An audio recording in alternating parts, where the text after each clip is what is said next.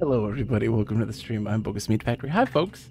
Mojito Mnemonic Man, you guys came in quick. How are you guys doing today? I hope you're doing well. I'm sick. I'm under the weather. I will probably not stream tonight. I got about 2 hours, and I wanted to play a game, and all I could think of was playing Myst Online. So that was what was in my brain. So I was like, well, you know what? What better way than to stream it and talk about it? Because I still love the game to death, and I want to just enthuse about it. Don't mind me blowing my nose. I'm sick, though. Thank you. It's too kind, Mojito. Thank you, my friend. So there won't be a stream tonight. I'm going to be too tired. There's a bug for sure going around. My right shift key is sticking like nobody's business. I don't know why. So we kind of rushed some stuff to get to the wall in Garrison. And we're going to go back into Garrison and kind of take it slow and show off all the stuff. Reading the books and things like this too, just because. And again, like, I'm not gonna speed run this game for you all. I'm gonna take this nice and slow and just enjoy this. I love Garrison so much. And thank you for the kind words, Mnemonic Man and Mojito. It's very kind of you. Yeah, my kids have been like kind of just a little got a funk, but they seem to be okay overall. And today we had a crazy hailstorm in the overnight, and that wreaked havoc on my body. Like, I got real sick. So we're back in Garrison. Been having a sore throat and stuffy nose. Yeah, Mojito, same. Yeah. So we were in Garrison. This is kind of the starting, one of the first ones you should actually visit in general, because there's a lot going on. If you notice, the sound has changed a little bit as well in the age, because we've got everything hooked up, and now we start to rotate. You can see that everything is rotating. I'm actually really curious. Oh, that's something I gotta try. I gotta see. Oh, you know what? Let's. Oh, there's some things. Oh, there's things. There's some things I want to try. Some experimentation that I never really thought to do. One of the things that's so great about Myst Online is there's a lot. Everything is contextual. Martine, how are you? Everything is contextual. So like, when you see something and you're like, how does that work? And you kind of play around with it, and like the game, they have again, I talk about this in Riven, they set the rules on how the world behaves and how the machinery behaves and everything reacts, and they play by those rules. And so any moment when you understand those rules and you test those rules, it responds properly. This is a great time for streaming for me, much better than the usual 1 a.m., right? Yeah, we're playing some Myst Online, my all-time favorite game. We're doing a little bit of collecting too, so we're going to take things really slow. I'm only playing streaming for a couple hours because I'm sick. Here are borrow stones. You can actually share these too. I see there's a share symbol. Borrow stones are a little different than linking books. These are cloths that, with them, are weaved the ability to link to locations. Done by the borrow, of course. this one here in Garrison overlooks your neighborhood. This is my neighborhood too, so like if you go to the neighborhood that I'm in, I will be up here in an unreachable area. I'm sick again. Yeah, kids. It's just life with kids. And what we have here is a borrow stone.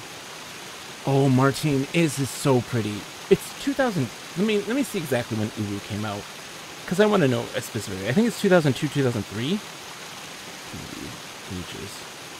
Myst. 2003. This is 2003. It's gorgeous. It's gorgeous. So this is a borrow stone. It's telling a story. It's talking about the Relto. The borrow stones. The goal is to collect borrow stones to free the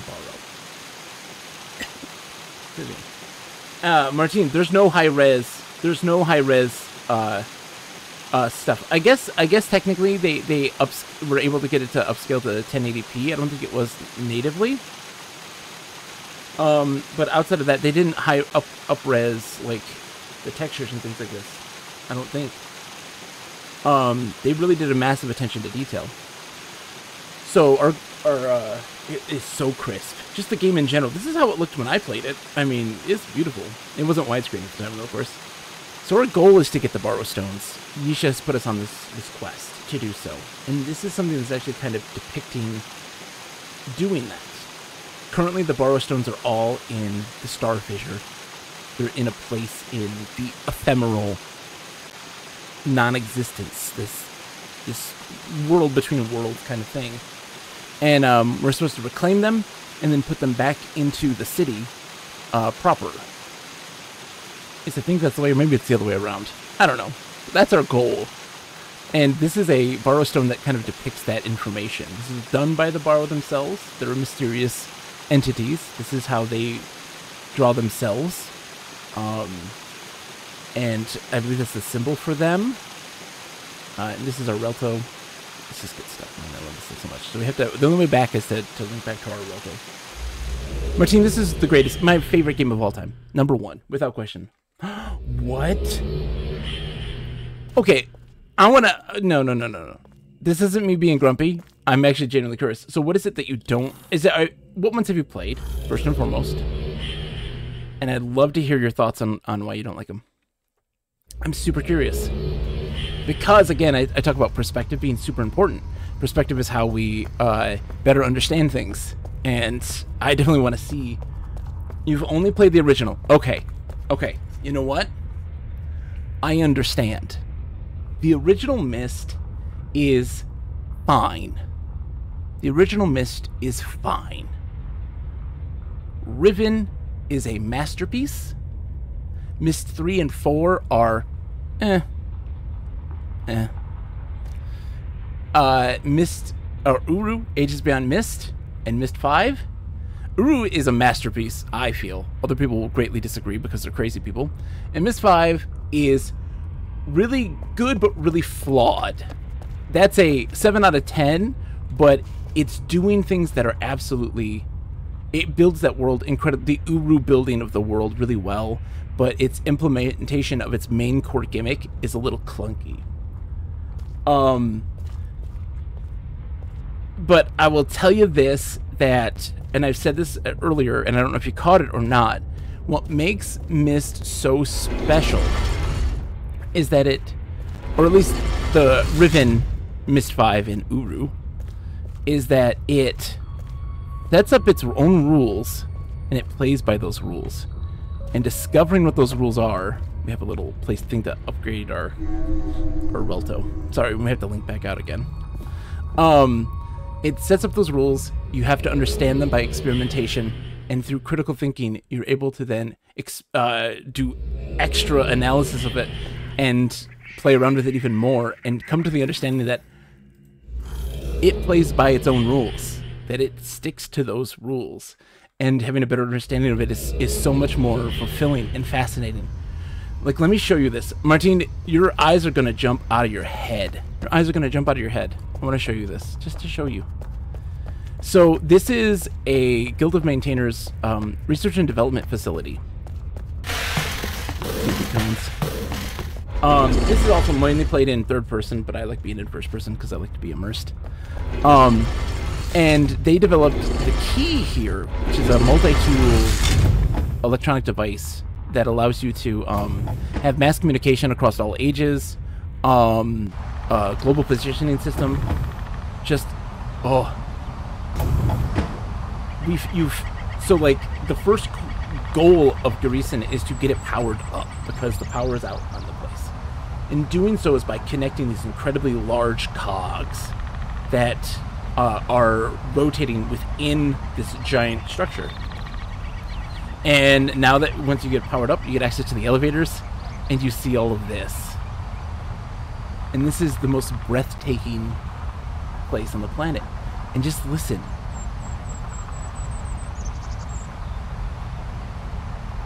That structure, by the way, is rotating as well. I will add the other one over there. It's just absolutely fantastic. It's so beautiful. And they have... there's stuff. Like, for instance, I talk about maintainers marks. We talked about maintainers marks always being somewhere within the age. That in this initial structure here, we saw kind of the rudimentary markers for it. And I'm going to show you. I'm going to go for a little trip here. Every age has them.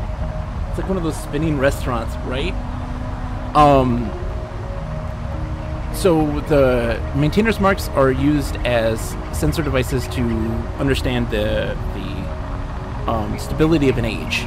So it does a whole lot of like geothermal measurements and tectonic plate activity, that sort of stuff, to determine whether an age is safe and stable. It's been created. We're not jumping here. This isn't where we're going. And it's kind of fun to find all of them. It's so cozy. Oh, Mojito, I feel you. There won't be a stream tonight because I'm still just sick. Sorry, guys. But we're just going to play this for a little bit until I have to go pick up my kids from school. Because I just want to play it. I want to play it more than anything. And I just want to show you all these things because they're so cool. What's the online aspect doing here? Are there other people? I don't see any. So, Martina, I will explain. So the online aspect is, this is my own personal age, right? So this is an instance. There are, I can invite people to them, and they can, oh no, I'm not going to make that jump. Oh, I made the jump. So here's the maintainer's mark for this age, right here. In this area, which is kind of cool. And now you get a kind of this other view of the place. But there are public areas. There are the city of Denis itself, which you can explore, and it's a public instance, so like, everybody's connected to it. Oh man. And there's other like social areas, but you can take people with you. You have neighborhoods, which are kind of social hubs that you get placed into when you get your character created. The neighborhood is kind of a built-in community. So, like, if you look at your key here, you can see neighbors. So these are all the people that are in my neighborhood. It's a small amount of people right now. It can usually be a lot bigger. And if they're online, you can contact them. They're already in your contacts list. And there's a lot of activities that you can do that are multiplayer aspect. Like in Garrison, there's a wall. That is a game that you can play, which is really fun, and I really enjoy it. There's also stuff that you can play inside the neighborhood. There's Ioheek, which is a really cool game. Yeah, I can't jump back, so we're just gonna jump off. Whee! And there are certain ages that require you to have multiple people to solve. Garrison's not one of those. But there's a couple ages that were from the single-player game that got worked around. But what's cooler, I will say, is that having somebody with you offers perspective, like holding multiple buttons at once or something, a little bit more complex than that. A little bit more than just holding buttons. It gets a little bit more intense. So there's like stuff where timing's important, where people are having to communicate and work together on like what to do and when, with kind of a race against the clock almost. The goal of the game is to just find these journey cloths in each of the ages, at least the initial goal, and then find the area that you need to go to kind of like progress. That's locked until you find all of the places. But what's cooler, Martine, is when you have people with you in an age and you're manipulating machinery. You're kind of in that first-person perspective, solving puzzles, beefy puzzles, that sort of stuff. And the other person has that, has their own perspective of this, and they're kind of seeing everything change around you in a way that you don't get to see as being the manipulator. And it's such a tertiary thing. It's such an unimportant thing because the majority of people who are playing aren't going to see that. So why have it in there in the first place? And the big reason as to why is because if it works in the world, if it's playing by those rules, it has to do so universally and compensate for that multiplayer element if somebody decides to do so. And that's complex and that's hard to do. But they definitely did it. We're jumping. So like this place is a fortress.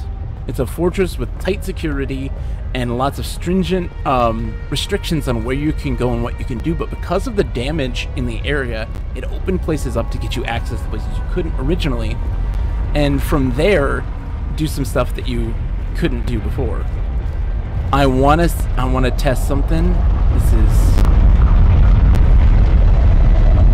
is crazy of me. But hold on, I gotta run. I'm running.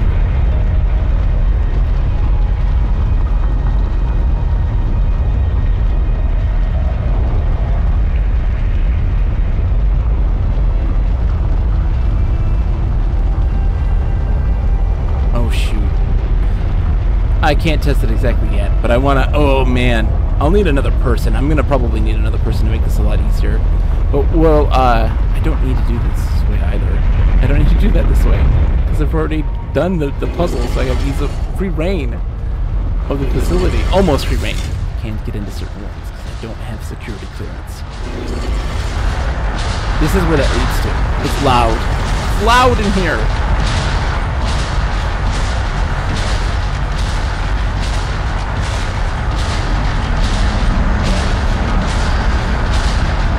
We've done everything we can in Greece.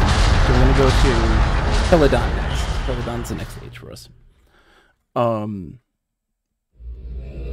guess any one will work. I could do any of them. So we have this is our player housing. So this is our custom player housing.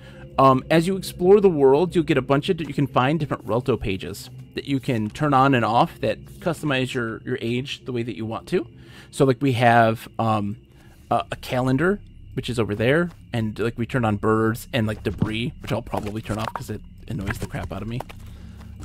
So you get a bunch of different things to kind of customize your home as well as your character as you explore, which is very cool. Which one are you? You're Kadish Theresa. Sure. Yeah, I don't want to do Kadish. That's too puzzly for my brain right now. Kadish is very much like puzzle time. That's the more traditional Myst puzzles, logic puzzles, that sort of stuff. And it's very good. It's the most misty of the ages. But the other ones are kind of more environmental puzzles and traversal puzzles of trying to like reach areas and figure things out. We're in Teledon. Teledon is an age that was for the Guild of Culinaries? I can't remember the name of it. It's for the culinary artists. And we're inside a giant mushroom right now. With all these different mushrooms, you see all the spores. There's spores cascading down off the rooftops. Like, I don't think Myst is bad or anything, by the way. I can see it's well made and interesting. It just seems to resonate a lot more with other people than with me. No. I would never assume that you think it's like hot garbage or anything like this. Far from it. But it definitely is a game that is really dedicated to world building and exploration and experimentation. It's a lot more about mechanical manipulation than it is about, you know, like, in terms of like adventure games. Instead of like puzzle, you know, they typically, the puzzles have something to do with the world or how things behave and react. Myst 3 and Myst 4 are exceptions. They aren't the best. I don't enjoy them as much. Not a natural... I feel so alone and lost. I'm not a natural explorer. Well, I will say this, Martine, that all of this can be done with a friend. And part of the fun... Look at this place. It's become overrun because of the lack of...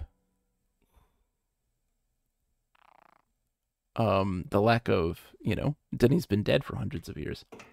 It helps when you have a friend. I have beaten this game just dozens and dozens of times.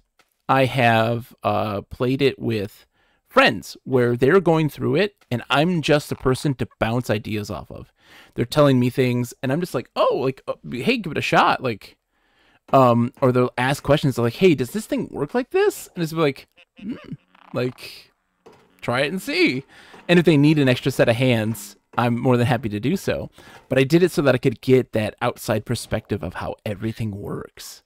And it really offered a different perspective, which is very cool.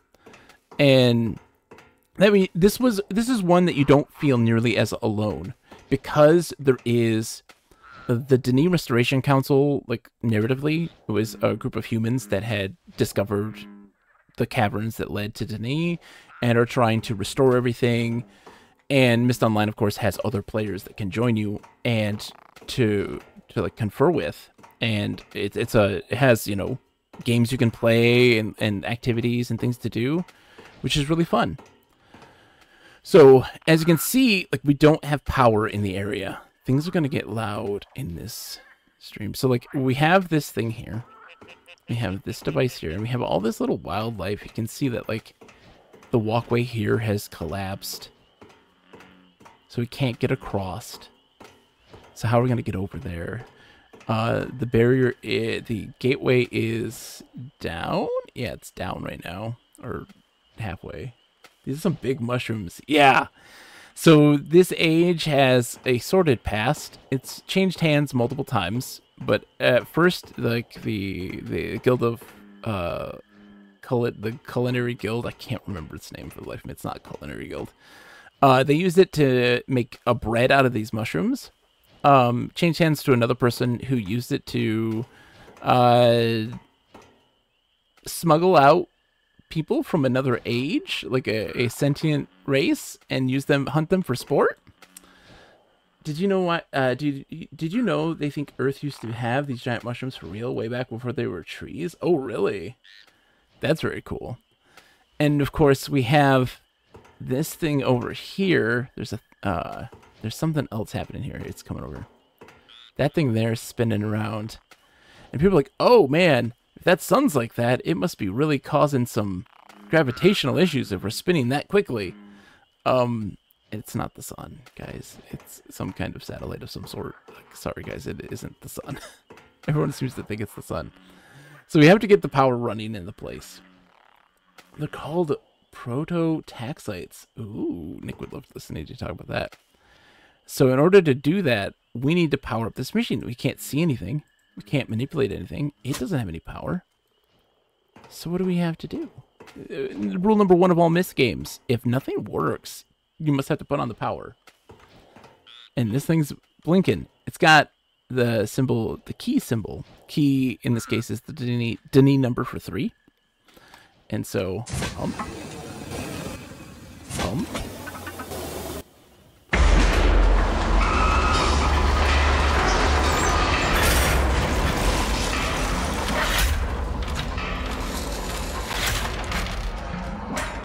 So this is one of those cool puzzles that you, by being a silent observer and being just a part of the group while someone else solves it, is really cool, because the person who's solving this is going to be manipulating this machine, and it does stuff.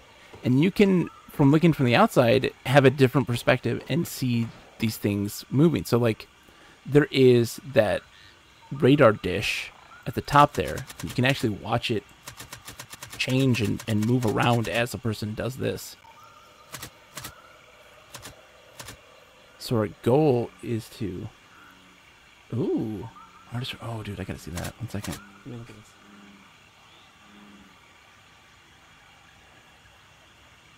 Oh, interesting. Oh, that's cool. I love it. Ray from mushrooms, very Myst-like indeed. All right, so that sun should be coming around the corner here. Yep, there it is. Watch this. Did you hear that?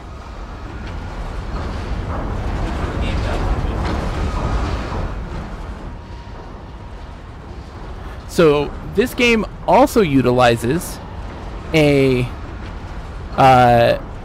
dynamic sound system, including for voice chat.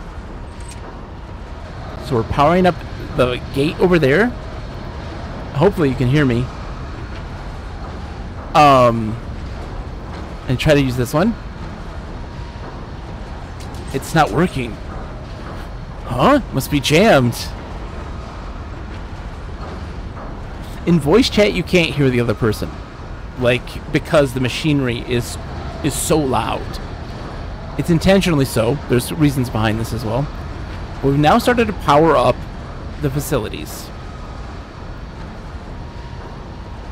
Yeah, I'm wearing a t-shirt that's for the Guild of Greeters. And you can customize your character, and you also get clothes from exploring, so you'll get different customization stuff. I could go with like the maintainer's suit Mark III, which looks really, really cool and futuristic.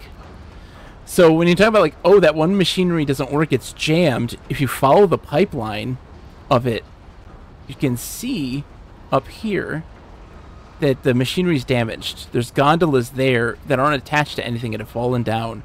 So why that machine doesn't work is because it's actually not attached to anything. There's stuff that's damaged. But they did serve a purpose. There was an intention for that. Eventually this place would open up, and if we get far enough on the stream, I'll show you how. This sets a timer. So gotta climb in here. These buckets to reach an area that we couldn't before. So their intention in Myst Online was to expand on the ages that you've been to before. Don't go with a fancy outfit. The juxtaposition between this and the world is great. It is great, and I love it. And people don't. People don't. They don't want to see themselves. They want to be a blank slate unknown. And I'm like, I made me. I'm going in this world. And you get this kind of awesome cinematic view. The sound in this game. You get dumped out. So, here, this is a processing plant. You can see here, this is the symbol of Teledon. And in Denis, it has the words Teledon in it. You'll see that symbol all over the place. There's also other symbols of ownership that you'll see in other places that'll show, like, who this belongs to. This stuff happens all the time. It's a great little detail. There you go.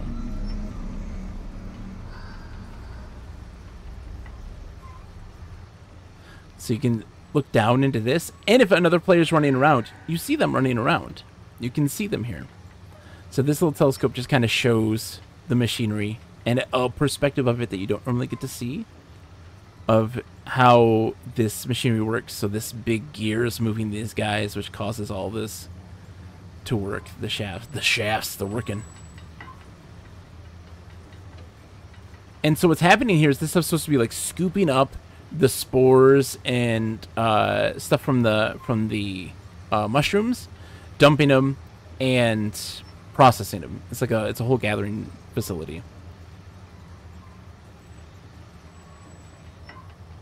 And you can see the gondolas working there. You also can see, like, here, like, these little details. You'll never see this unless you have a telescope there. But they put the Teledon symbols all over the machinery. So, we saw this elevator previously. Couldn't use it. Even when the power's on, you can't use it because it was locked. So we unlock it. We can now move freely in that area. But we want to also do some other stuff too.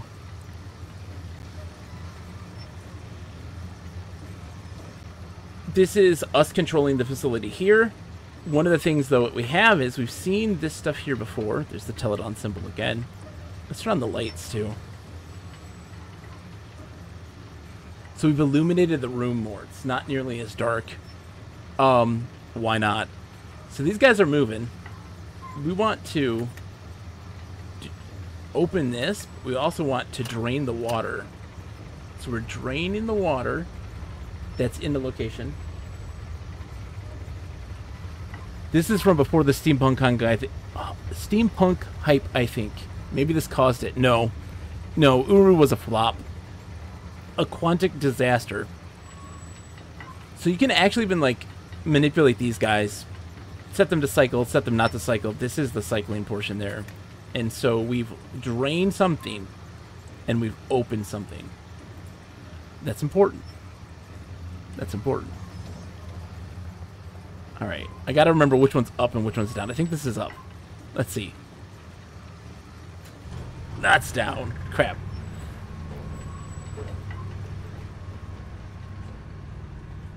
But, like, it's so fun with somebody being down here in this age and you coming down the elevator to greet them. Oh, there's so much kind of just weird little things that I just love. Alright, so we gotta go up.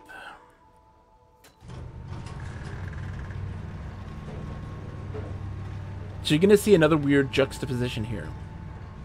I didn't play this, but if, to be fair, I barely played anything around this time. Growing up in the 80s and 90s, everything felt so bland and boring to me in the 2000s that I basically just stopped playing games altogether for a while. I don't blame you. I kind of felt that way as well. I was into consoles at the time, and consoles was doing something a little different, but PC gaming especially was just, to me, didn't seem interesting, which is why I also kind of want to focus on playing a lot of stuff from that era. So we're up here now. We are in the look at this. Let's sit down and take a look. So this is the desk. So it says, like, they show little things about how the machinery work. And so that other one that doesn't work anymore, I think, is meant to scoop stuff. I think that's what it's intended to do. This is showing you that broken piece of machinery. It's supposed to dip down into the water, pour it into the other ones, which then move everything along. And you see some, like, art and sketches of life on this age.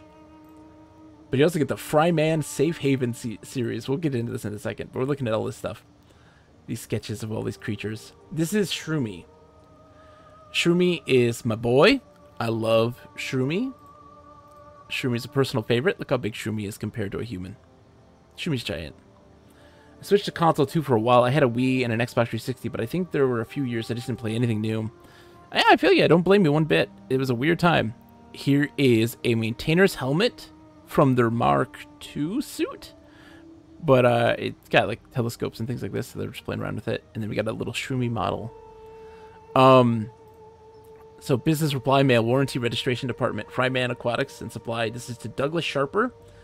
He's a member of the DRC, the Dunny Restoration Council. He was assigned this aid to take care of and repair. But he's got other things in mind. I need a piece of paper. He's got other things in mind. Douglas Sharper is an interesting fellow. One that is very important to the world of Myst Online. So this is a safe that poses as an aquarium. And the lower portion of the tank is accessed by the safe button. The safe button is located directly above the patented central feeding hole on the back side of the aquarium. For Safe Haven 3 and 4 models, the safe button is built into the light on and off switch. Simply press the light switch for longer than 3 seconds, and the power portion of the tank, lower portion of the tank, will open. That's what we need to know. That's the model that he has. So there's other things too. Oh yes, duh. Hold on.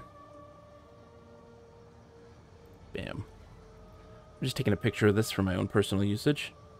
This is a puzzle, a future puzzle. Okay. And I gotta get my Denis numbers right because I don't remember all of them. So we'll have to eventually consult our number system. Let's also, let's see, did I hit this one? Let's open up the shades. Look out into the sea. Over here, you see with this telescope. Is there any relation to our time and place in this game? Is this in any way related to Earth? Oh, it is related to Earth a lot. A whole heck of a lot. You can see kind of this waterfall system here. It's related to Earth a lot. So the entrance to Denis and the caverns that would lead deep down to where their city is in New Mexico. And that's where you kind of start, actually. The start of the game is in New Mexico. Oh yeah, there's a thing back here, isn't there? Yeah. Give me a cool roof. And the Denis Restoration Council... Oh, no, not far future. It's like early 2000s, late 90s, early 2000s. So we press and hold the power button. One.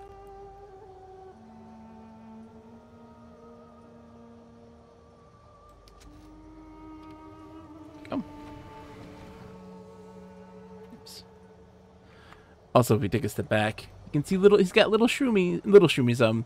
These are creatures that they're flappers is what they're called. You're telling me in this game, this is what Earth looks like? Oh, no. We're in another age. We're in another age completely. So we've linked to another world at this point. We're in another world right at the moment. Now we're in... We just teleported. There's a book linking that he hid in a safe.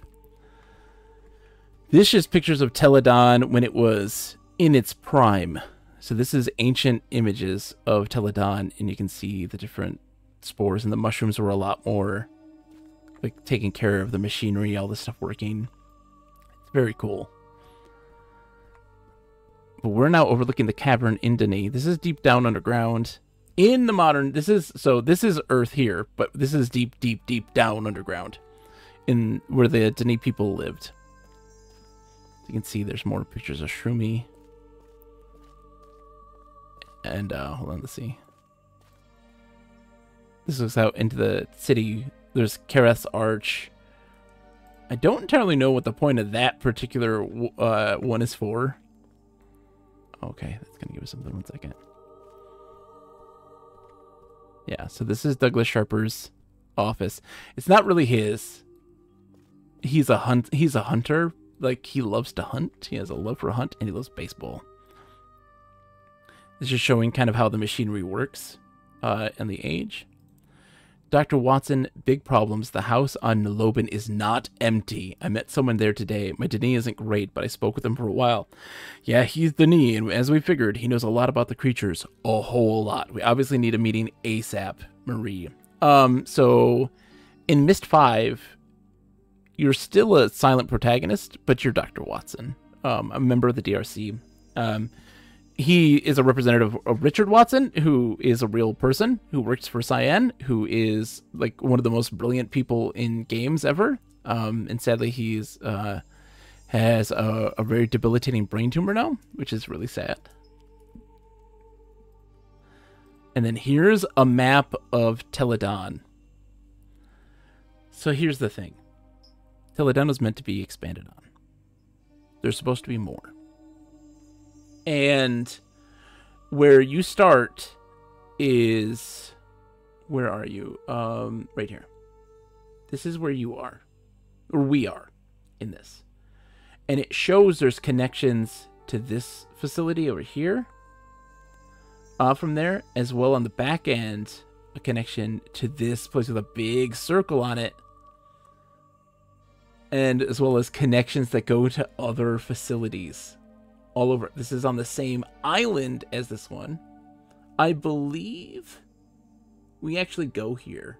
I'm pretty sure we do. I think this is a representation. No, it wouldn't be. It wouldn't be. It wouldn't be a representation of the docks area. Would it? It could be. And all these different connections to places. Here they talk about like honeycombs. There's like these beezlers, I think is what they call them. And this here this here. This is a maintainer Mark 1 suit, which I think is where the maintainers hang out. I think. It's like their observational facility, their base of operations. And you can see also that these are all colored with different things to show that they're like, these are facilities. This one's in red, and I don't know what that represents. We're supposed to see these things. They were supposed to be made. We're supposed to have been able to travel these places eventually and get a better understanding of them. They allude to these things. This is Douglas Sharper's journal. It's long. There may be like a night reading where I just read his book, his journal, because it's great. He talks about rebuilding the place, what it was like when he came in, and the dynamic between him and all of the other members of the DRC, as well as kind of the events that are happening in real time when the game was released on GameTap, and giving his perspective on stuff.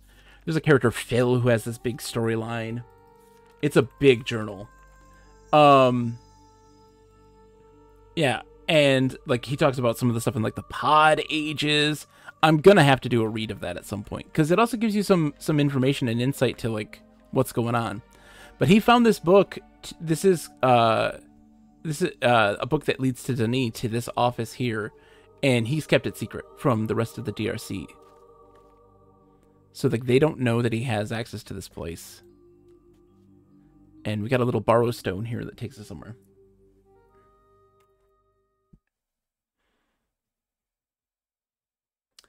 So we're sitting on a spot all the way over here. You see where the walkway kind of ends. It got broken off, and this is where the stuff is over there. But you can see there's other machinery and like gondolas and things over here to hint or to allude that there is more for you to see.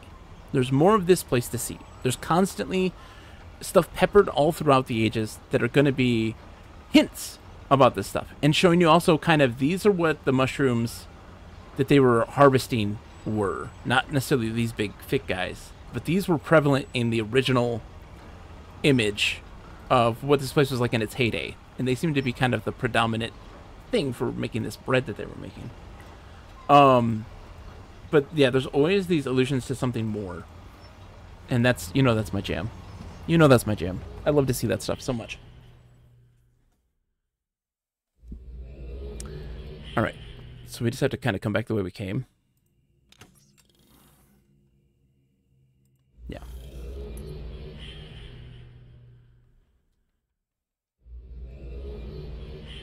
Okay. So we're back where we left off. The last cloth that we touched is a quick travel point. And those can be actually part of puzzles too, which is kind of fun. One of the things that Douglas Sharper's journal talks about, though, is like, I can see how there's a lot of cool stuff here if you dig in. There's so much. You have no idea. Douglas Sharper's journal also talks a lot about the things he finds in this age to show that the Denis were not the innocent and awesome people that we like to think. He talks about how there was a smuggling of people and how they hunted them for sport. And illegally, of course. Illegally. Of course, but still they did. And so yeah, we had drained things. If you look down here, the water's drained from this area. If you were down here when somebody did that draining, you'd watch it all go down. You get to see it all drain down, which is really cool. It asks some effort from the player, though. It's not really pushed onto you by the game very hard. It's not necessary. That's the thing also, is that it's not necessary. It's something that if you dig into it, you're rewarded with it. If you want to look for that, you can have that, and it's very enriching. It's that stuff where it's not required in order to solve puzzles. It's not required to do anything, but it allows you to engage with it and fill in those gaps. So yeah, we're down here now. And so this drained, and why would it drain? What's the purpose of this? There's reasons.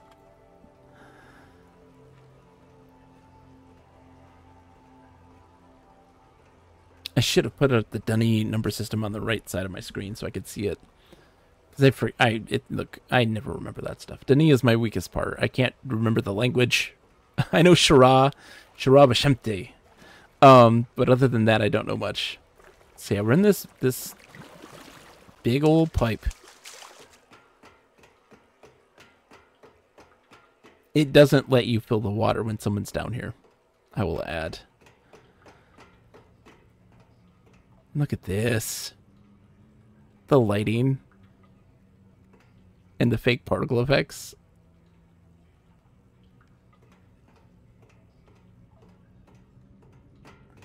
It's so cool. We start to see some things. If we go all the way along, there's an opening over there we're going to go to. But then you can see that this symbol here. What does it mean? There's a symbol. This is a shroomy. It gives me the idea that this place actually had like sentient life, and that's who they took. That's my guess.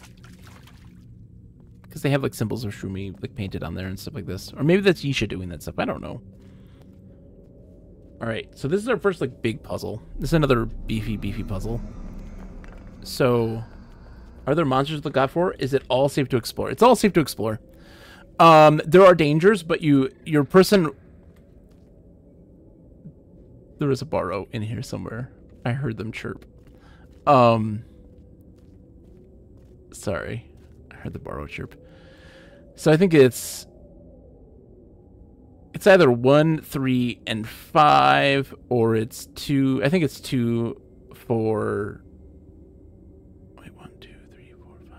Yeah, 2, 4, 6, and 7 is what the combination is, I think. So let me pull up the Dunny number system real quick.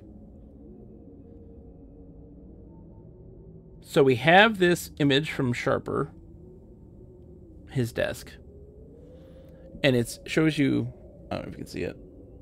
It's got these little plates, and this is this area that we're in right now. There are these weighted plates that you step on them, and oh, you know, ooh, what's this all about? And so it's telling you essentially that you have to put them in the right order to be the combination. Okay, so we have. Oh. All right, so we need what numbers? We need 2, 4, 6, 7, right? 1, 2, 3, 4. Yeah, 2, 4, 6, 7. So we need. Whoop, 2, 4, 6, and 7. Writing them down for me. Write that down. Write that down. You gotta write it down. You gotta write it down. All right, so we want this one immediately here. So I gotta go into kind of a third-person perspective for this one, because we gotta push some rocks.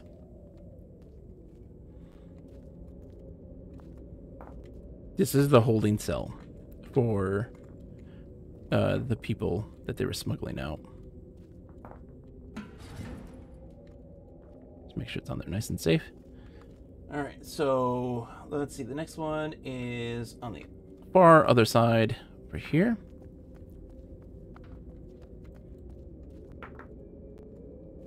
There we go. And the next one is here.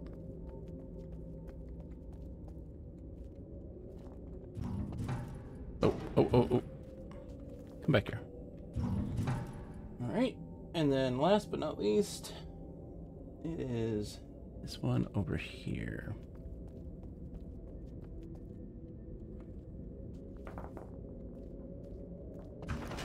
There it is. This is also, I believe this is Yisha's symbol, I think. And she put that down on there for some reason. The old rock and the plate mechanics. Classic. But here's what's greatest too, is that you can actually even change the combination. So, like, for instance, we can just get rid of 2.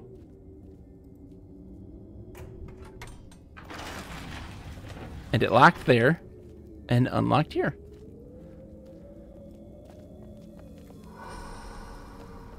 But wait, there's more. There's some other cool stuff we can do in here too. Because watch this, I want to show you something real quick. You can see this too. Let me put this back up.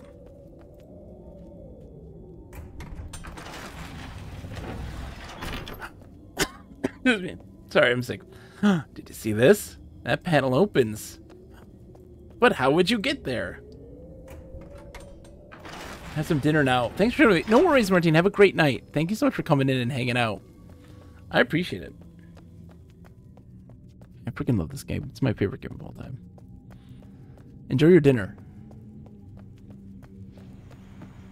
Oh, we're back outside. Hi, Flappers.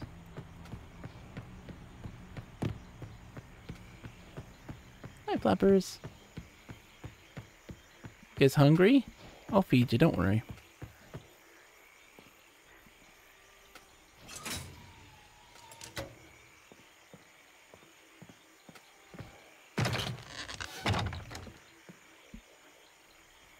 You got stuck.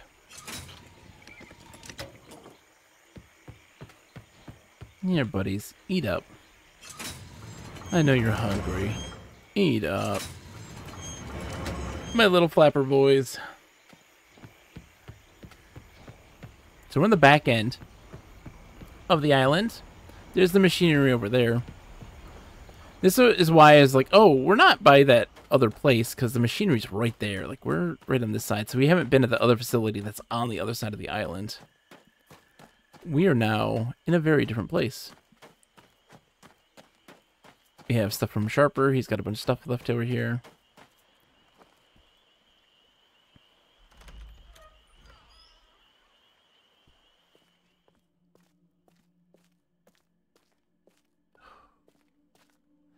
More pictures of Shroomy.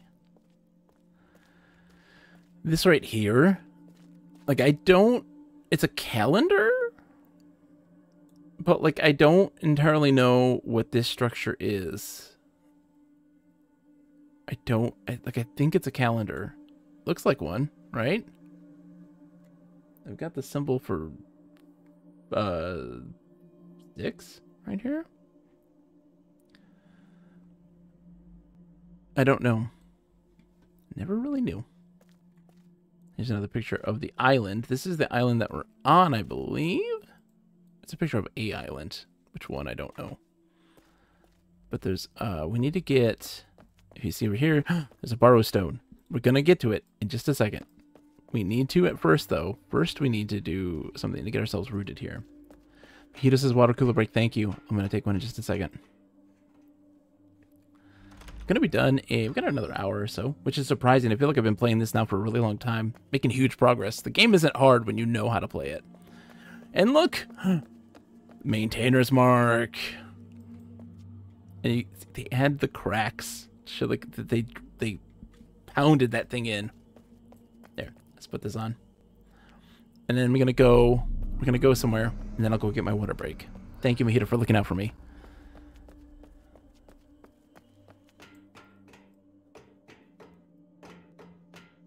So, like, if we turn off the power in this place, these lights here don't illuminate. They're off. Little details. I'm going to just touch the stone, and I'll be right back. I'm going to go get some water.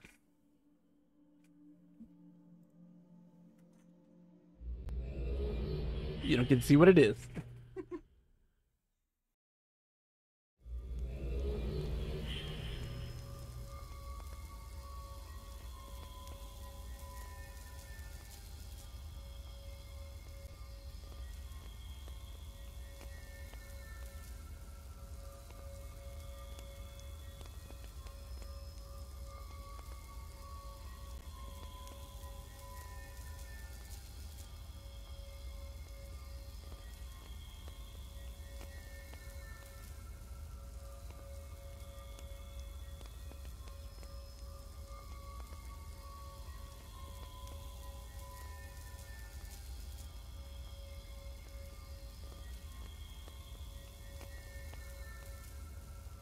We're back. Hi, thank you, Mojito, for looking out for me. I appreciate it. All right, where are we? What the? Huh? Huh? Where the heck are we? Interesting. Add a little waterfall to our Relto. We're in a prison cell. Shackles. Can look out there. Huh, I wonder where we are.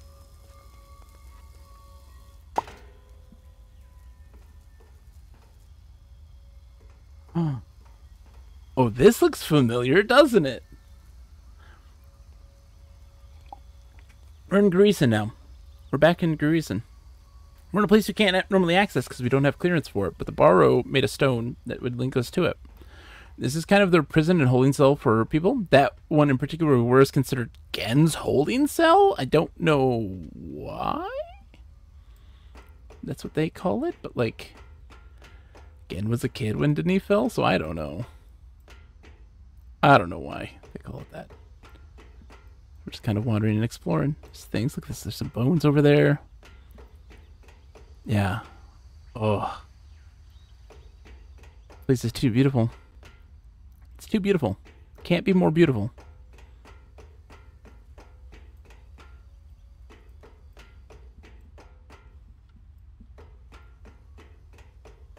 Okay. We're just exploring. It's labyrinthine. Let's see, there's another thing there. I always forget if there's like a shirt or something. There's some bones. Hi, Mr. Bones.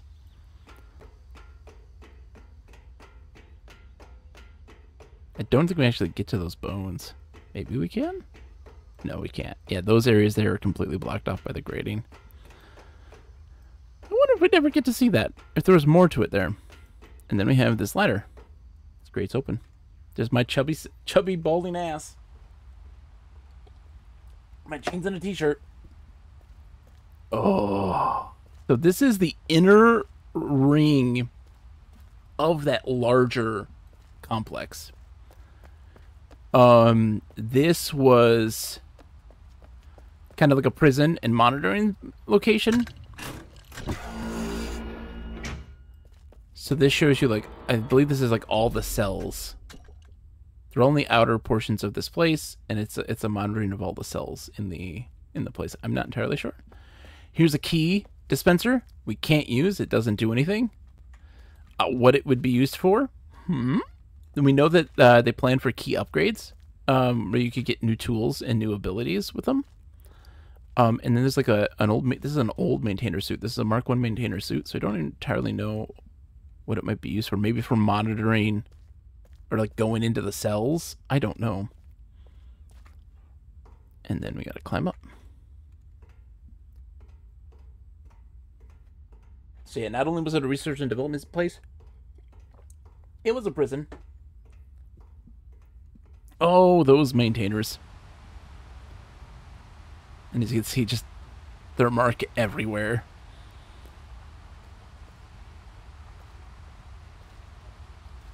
So I believe we have gotten all the cloths except for the one that's up here somewhere. I don't remember exactly where it's at. You can look down below. I'm guessing these are like security checkpoints. I don't entirely know, because like, yeah, they got like a thing there, like what their purpose and point was. I'm guessing they were some kind of like security sensor. I forget where the handprint is though. It's on one of these pillars, I think. Let's see. You on here? No. But yeah, you're on the very, very tippy top of this place. There it is. That's the last one I need. I think this is the finish of Greason too. Like, we've done all of Greason at this point. Yeah. So we've gotten everything now here. All you need to do now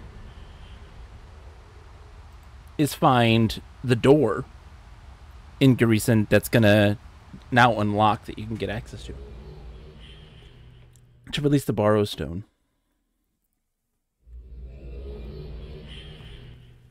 Which we can do right now. Why not? We're here, right?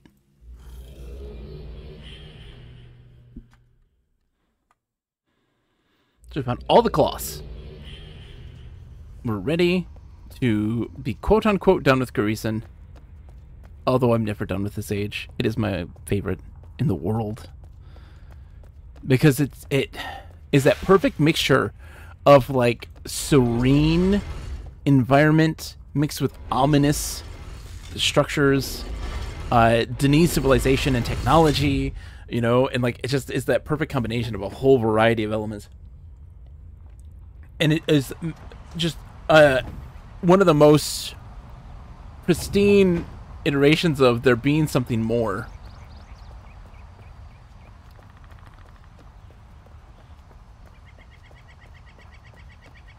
Alright, so we had just missed the cycle for the platform.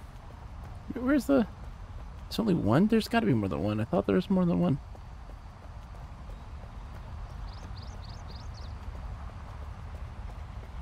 Guess there's only one. Oh no, there's another. Is there? No. Just one. Another sensor thing here, as you see, like... Is it... I don't see this as decoration. There's grating underneath it, like, there's something there. There's something, like, it's indicative of something.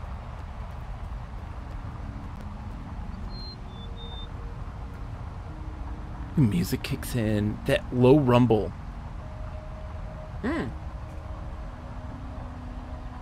Minty! Hey, mate, couldn't sleep. Oh, it's good to see you, Minty. I hope you're doing okay. Hope you get some sleep. We're just wrapping up our time in Greece. I'm actually playing right now. I hope you're doing well. 5:36 a.m. here. Oh, man. Hope you get some sleep. My goodness. Where would that put you? I mean, not you don't have to answer that question if you don't want to, but I'm just curious.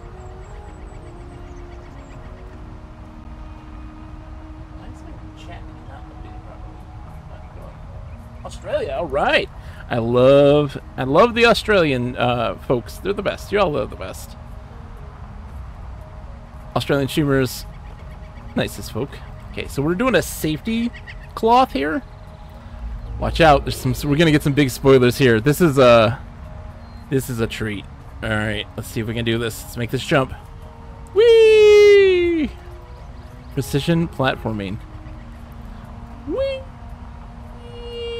Bonk. This. Oh, jeez, sorry. Hitting the wrong button. Solving some ages. The goal is to go 100%. We're gonna get everything. And I was gonna stream tonight, but I'm sick, so like I have the energy right now to stream. And I was like, oh, I'll play a couple hours before I get my kids. This will make little sense for most people. The things that she says that we're going to hear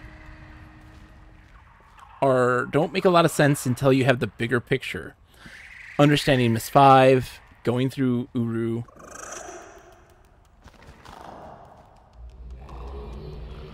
It's the borrow.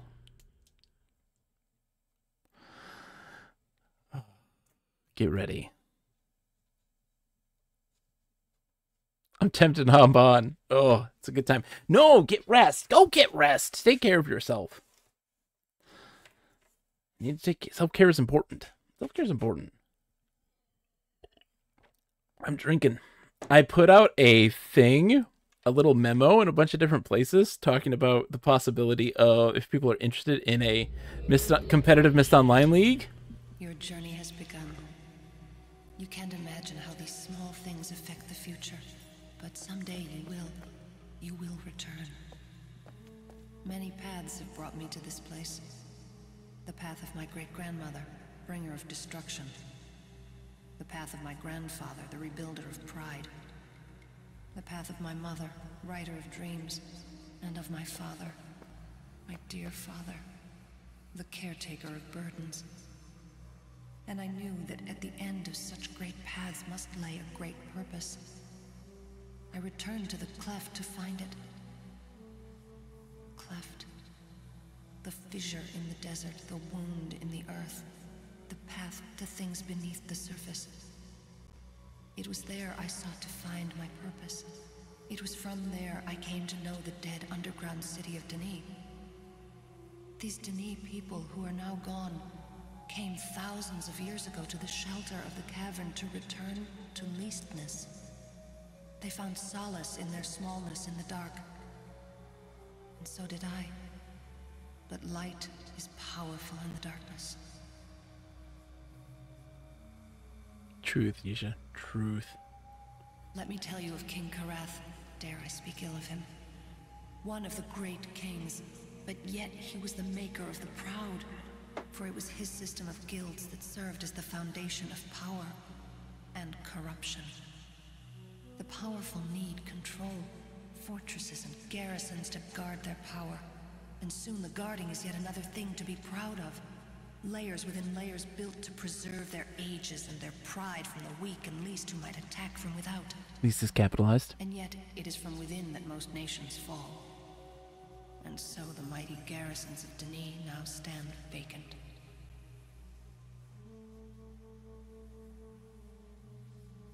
Got more to say, And now Yisha? to these pillars. There we go. These 4 pillars around you are the very being of the Bahro. You must take them. They will bring a great treasure to Relto, your age, the island in the clouds. Relto will be their keeper for only a brief time.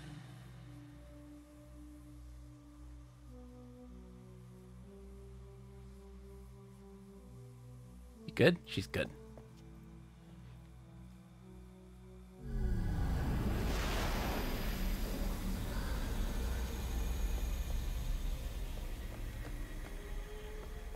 You ready? Whee! Jumping into the star fissure. Star fissure is important. It's like star fissure is one of the strangest things. One of the things like, oh, it's the unexplainable thing in this. So look at that. And there's a depiction of Garrison right there on this pillar. So you have the tower, the all-seeing eye. And then we have this here. For one of the completed things. Luckily, the next one that we're doing isn't too spoilery. We're going to finish up till the dawn. We're still doing great. We still got lots of time. Lots of time. So this is where we need to go when we're done, when we've gotten everything. Watch this.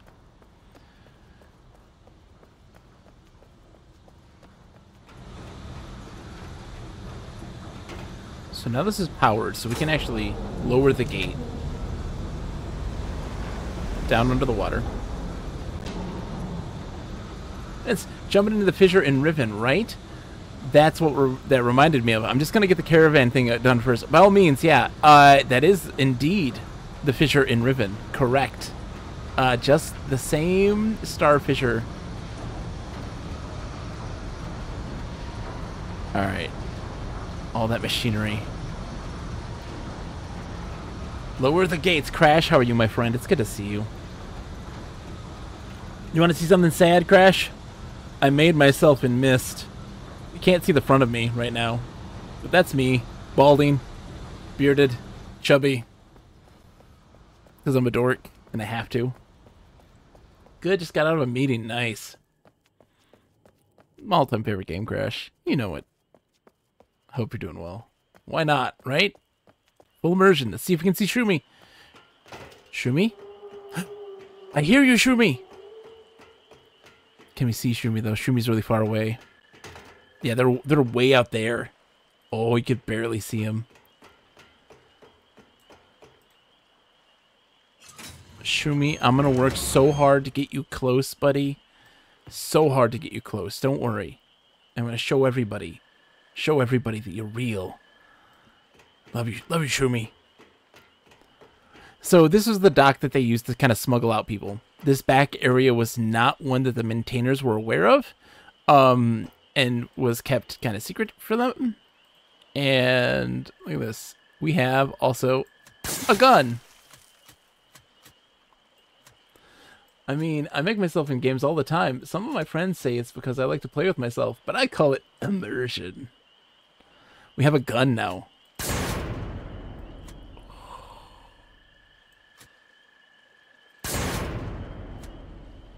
you that. It's beautiful.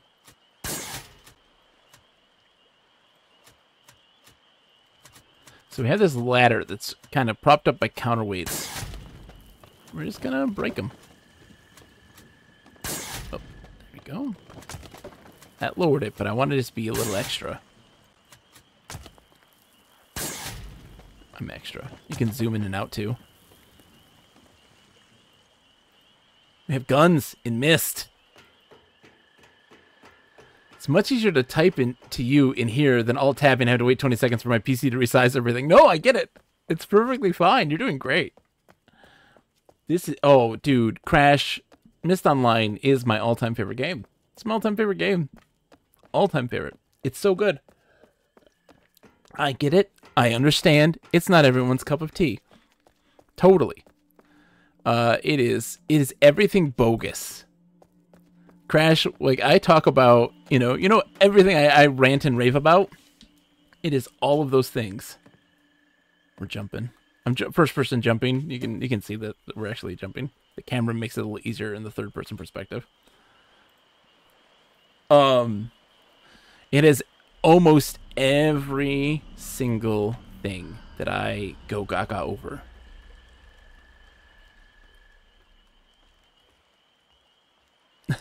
Devmans. Minty says, join us, Crash.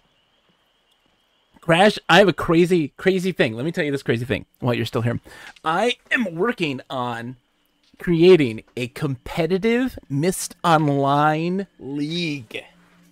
Playing Myst Online competitively. Bogus, how is that even possible? Are you crazy? Did you freaking take your medication this morning? I may have. So I would, but yeah, you're working. And it's that, there are a variety of different games in here. Ioheek, which is kind of a rock, paper, scissors, but for 2 to 5 players. And it's actually really complicated because you have to win 3 times with the same symbol. There's our Mapatelodon. Another version of it, which I go crazy over. Oh, tie-dye shirt, baby. New shirt unlocked, tie-dye. And so having a competitive league of that, but also the wall. I was planning on having like, like 6 teams of 2? And doing a round-robin tournament. Oops. And it's building these obstacles on a gridded wall that people can't see. He's touching it. Yeah, touch that door. Sneaky. And having people do a round-robin tournament and the other team has to navigate that wall, and the person to the top wins. Person to the top first. And if you hit one of the obstacles, they're invisible. You get knocked down to the ground, and you have to start all over again. Take it real serious. Listen to this. Let's be unnerved for a second.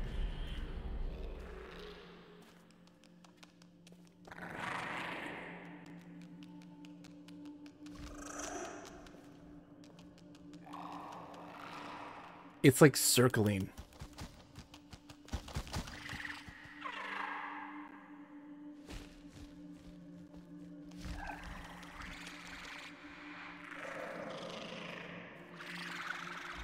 I was just standing there for a second, just to take it all in. Oh, it's so good.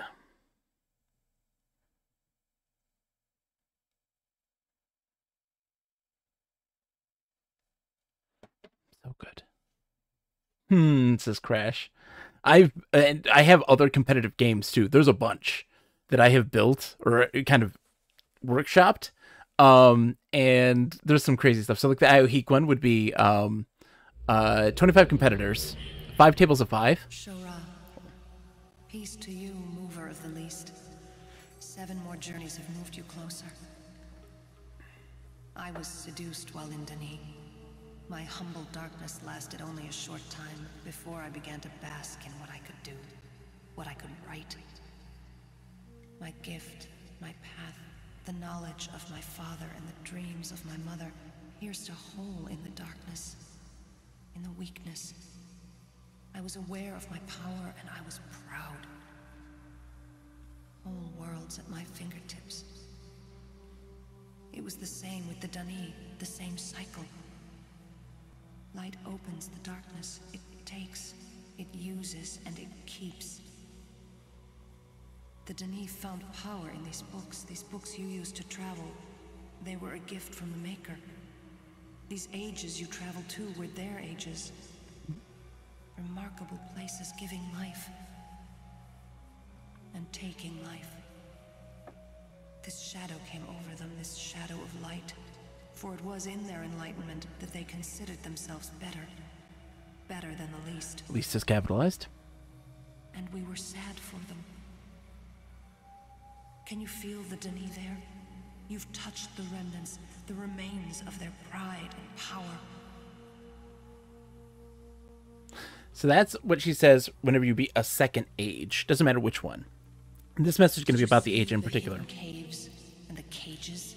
It is where the proud would keep the least. Capitalized The least. were only animals after all. Animals that could blink. They could be put to work or play. They could ease the burden of the proud and fill their free time with entertainment. Quietly as Denise slept, their lives were taken because the proud make the rules.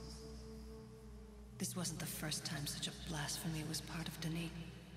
The histories whisper of it, like Vatuk the Acher or King Asimlef. And even in this age, it may not be the last.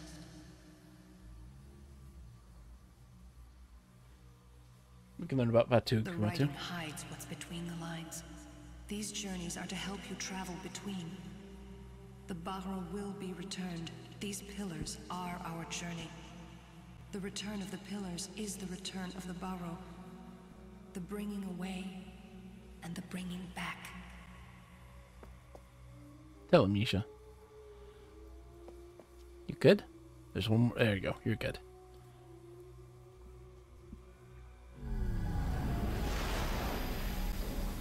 I regret nothing! Whee! 2 ages down, 2 more to go. Technically 3 more to go, but shh. It's really 2.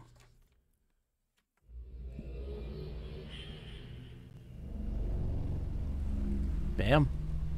And as we can see, we've got the mushrooms, depiction of Teledon, which is cool. Now we're going to go to the Eders. Eder Kira and Eder Kimo. I like these ones. People don't like these ones. I like these ones. Eder Kira has a full day-night cycle. It's like a 21-hour day-night cycle. It's currently night. Oh, it's my favorite time. It's got a, yeah, like a 21-hour day-night cycle.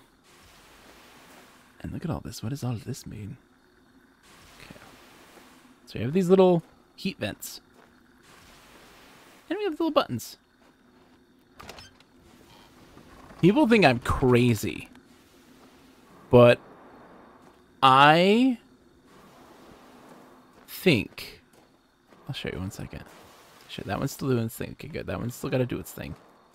I'm going to show you something. People say, Bogey, you so crazy. You're talking out your ass. I love this. This age has a lot of bioluminescence in it. Look at these leaves. They're glowing blue.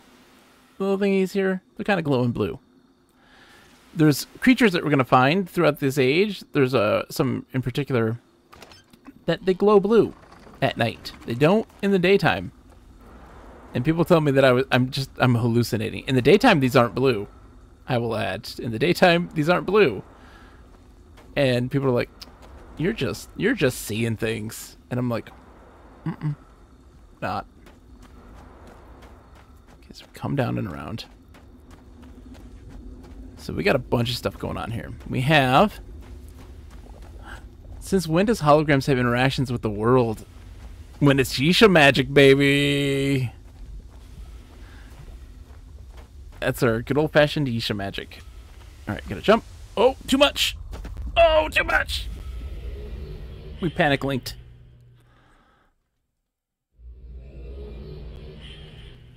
But now we have our book for Ederkira.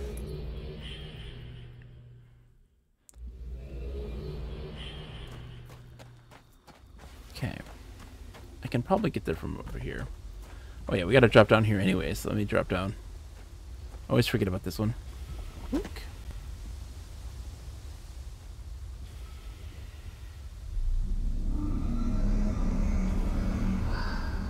Oh, too much. Oh, too much. Shit. It's fine. Link me! I love the lava flow. Kid me. I said kid me. Youth me. Took a lot of pictures of the lava flow. I just thought it looked cool. At nighttime? Okay. Let's see. Let's just run. Yeah, running is the better way to do that. There we go. Okay.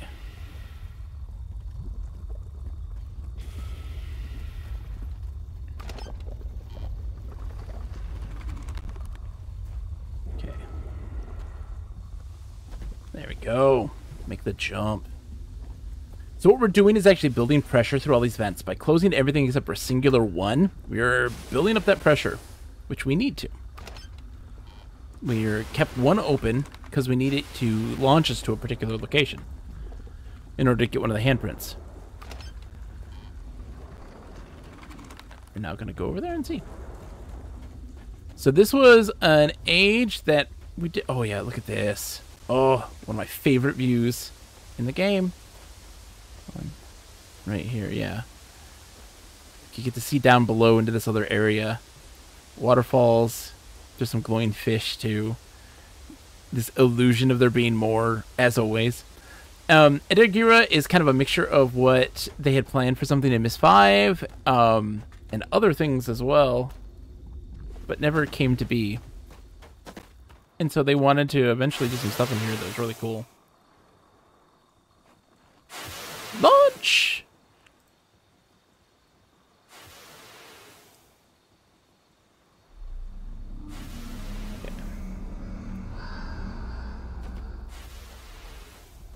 I regret nothing. No, no, no. Oh, okay. Never mind. Whoops. Tried to speed run it. So this age had this idea of like parasitic relationships, or where, and like there was kind of like living plant like creatures that were kind of these part plant part creatures. They're crazy.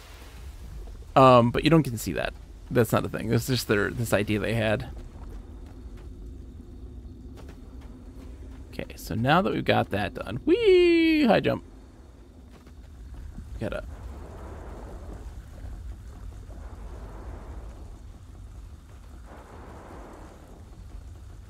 Get this one open. We have to close the other one that we had open previously.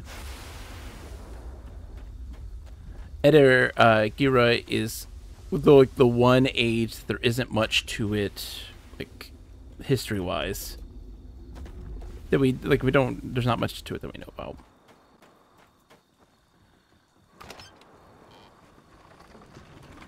This was one of the first ones. This was kind of a tech demo that they did to determine if they could do those large-scale day-night cycles and make them work like on a network. They do. It's a good time.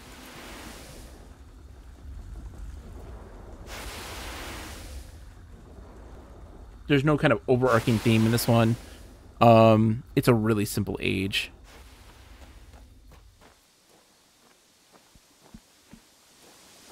But it's really nice. It's a very pretty place. The sound of the waterfall. So you can see these guys here. Look at their, yeah, these are the bioluminescent little rays. Only show this way at night. At daytime, they do not look like this. And for some people, they don't even know that there's a day-night cycle in this age.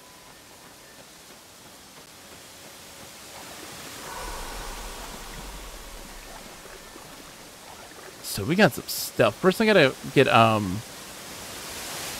handprint in one of these. So light is a major thing in this one. You have these kind of like steam lamps that light things up.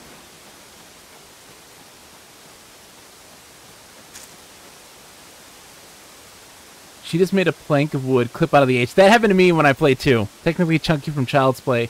Chunky from Child's Play is part of the Myst lore. What? I mean, I believe it. I believe it. Okay.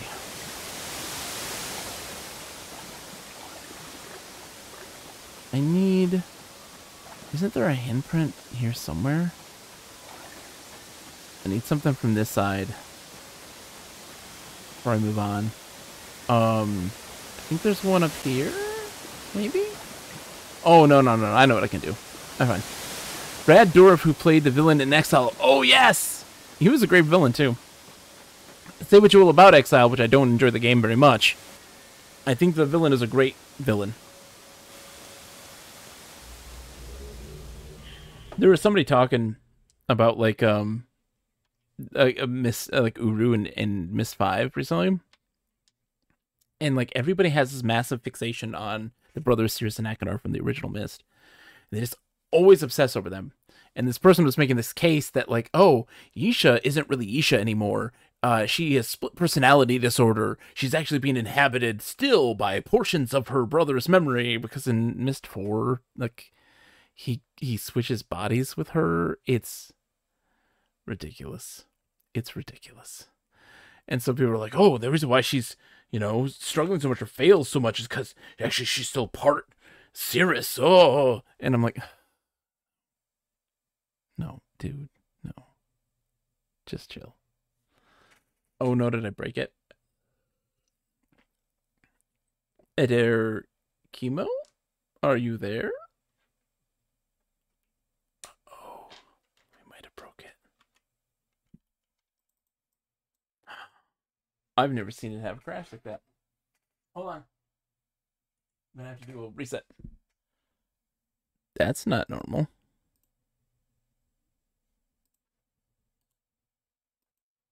One second. Don't look at my password, chat.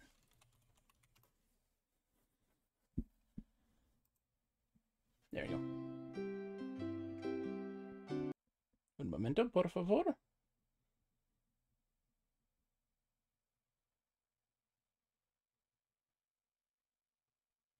Game, you can do this.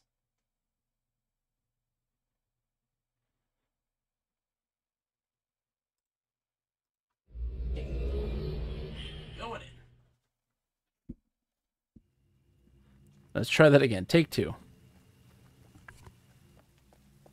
Did it? Okay. Okay. Good. It did at least count the chemo book as being done. So let's go there. Okay. Here's a symbol. This isn't Yisha's symbol, is it? I don't think it is. This is, maybe it is. Well, let me see. Is it you, Yisha? It might be. It's hard to tell. I don't know whose symbol that is. So you hear the chemo bugs? The Keanuliths? That's what they're Keanuliths. That's what they call them. Why do they call them Keanuliths? Because they look like the bugs that they pull out of Keanu Reeves' stomach in The Matrix. They kind of eat the lichen that's littered around the rocks.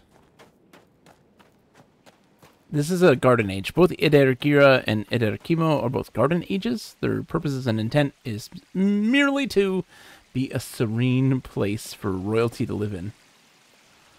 And we have some drawings here. Interesting. What do they represent? So this is Kadish Talesa. When we actually get to it, you'll see, like, this is the end of it. This is the kind of the journey that you're going to take through Kadish Talesa. Then over here is Teledon. You've got the mushrooms, the machinery, people working it, people in cages. This is Garrison. You have all of the maintainers in their cool little maintainer suit looking things. the big structure here, and then the smaller one, and then here, you can barely see it. It's barely there. This is the cavern. Denis. This one, can't really see it. You don't really know. There's some people. There's a thing here. Wonder what that's about. Could be something. Maybe. I don't know. I don't know. I don't know.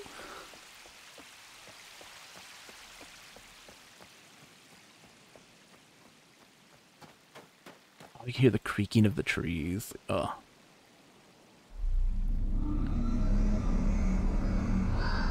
They're being blown around.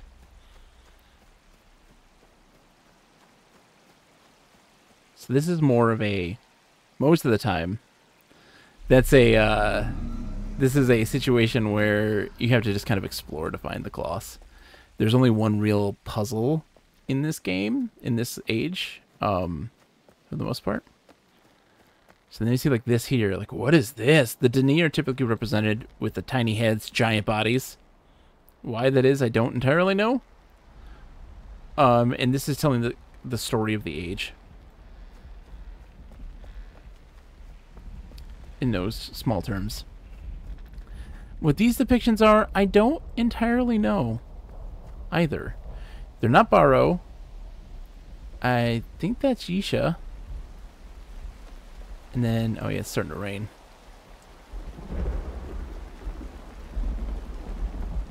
Oh. If you ever need an age, would I be able to explore the next stage with you?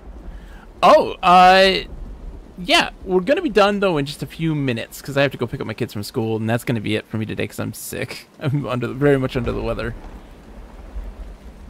Absolutely. Kadish Tolesa is a really fun one to explore as a group, because you get to see some things.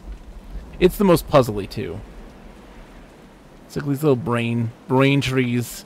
They're called brain trees, I would like to add.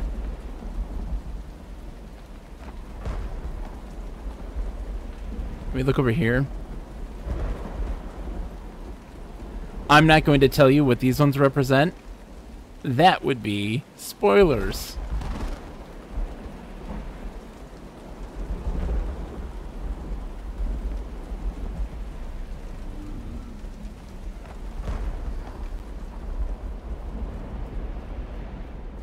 And here's a giant floating statue of a Denis. Because of course it is.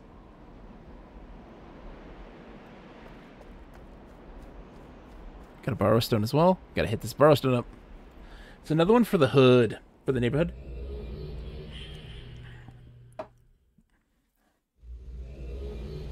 So this gives you another balcony look over everything. This is on the top of the school. Can't get up here. Oh man. But you also get to see the cavern over there too. All the different islands. You have to think too, like, why do they show you these angles sometimes? Sometimes there's reasons for these things. And sometimes it's just to get you a nice perspective, and sometimes it's to allude to other things. To give you the sense that there's something more here. A visual to something that you don't normally see, or a visual to like something that's going to be there eventually. Here I don't entirely know what it is.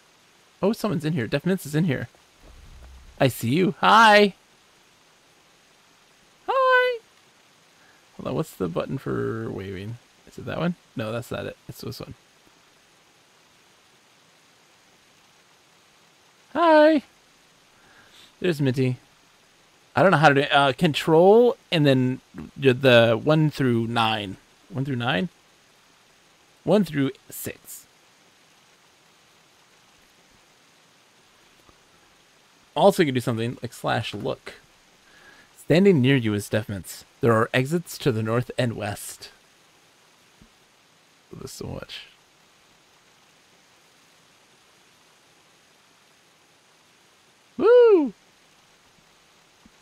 I've got a tie-dye shirt on right now. I'm so cool. I like your hat. All right, we gotta keep going. We're gonna finish this age at least, I think, before I leave. Off we go. Whee!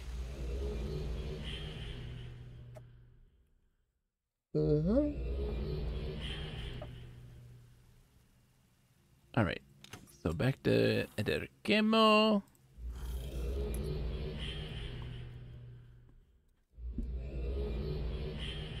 It's daytime, no storms. All right. There's a good view of a Keanolinth. Hey, little Keanolinth. I like your multi-eye little thing there. You're a creepy little bug man. I love you. I love you, creepy little bug man. You hear that? What could it all mean? What could it all mean?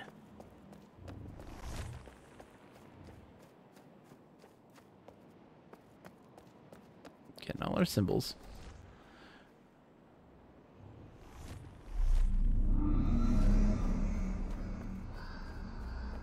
There's only one more to push. Alright, so this is a tricky one. So up here, you get some little images of like a bunch of creatures in life of some kind. Banners, creatures, animals. And then we have this book. This is the Shamat story. This one is translated by Nick. So we see the Shamat story actually in multiple places, translated by different people. This is about the person who made this, or got this age made for them. He's a king, and when they found out that it had life, he sent his brothers, I think, to go kill them all the intelligent life, and they said they did so, and they didn't.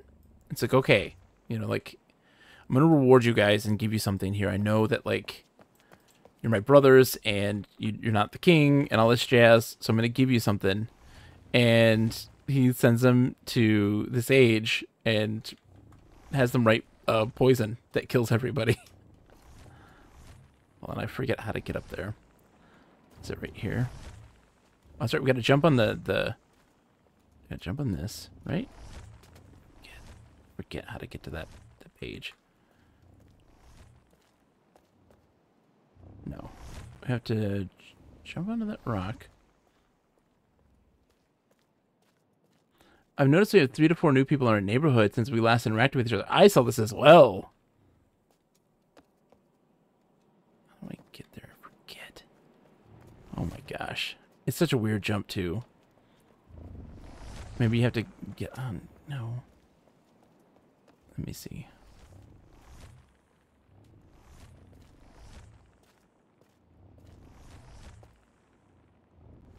No. It's such a tricky jump. You have to jump onto... I swear you had to jump on one of these guys. No, you can't at all.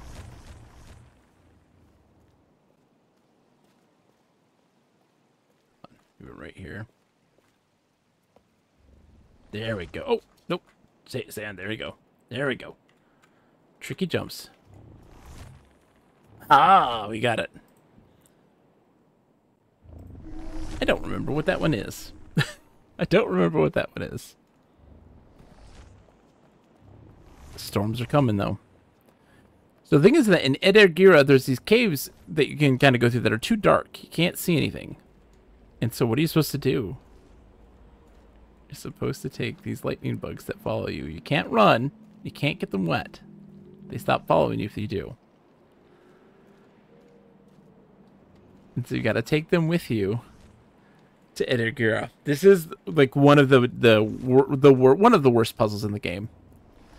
Because a lot of folks didn't know that you could do this, because you wouldn't know. It's hard to know that. And it's also hard to know that that's what you need to do. But then as you like have them with you, you'll see that they light things up. But you can't run. Can't get them wet. When it rains, they leave you. If you run, they leave you. You also only get 2 jumps with them. You can only jump twice. We gotta hurry. It's gonna start raining soon. Look at this garden. It's raining. It's just some fish down there, some koi. It's very nice. We're gonna be back here again, don't worry.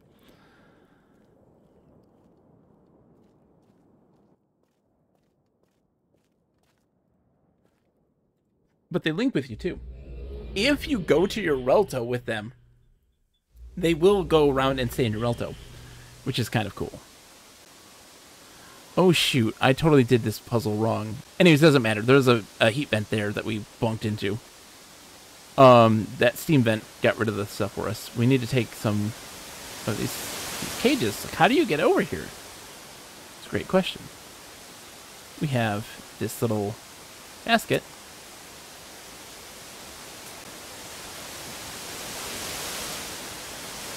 That's going to create a gap for us.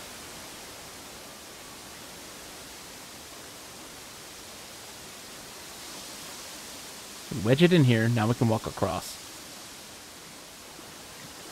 Before we do all of that, let's go here. We've got another borrow stone.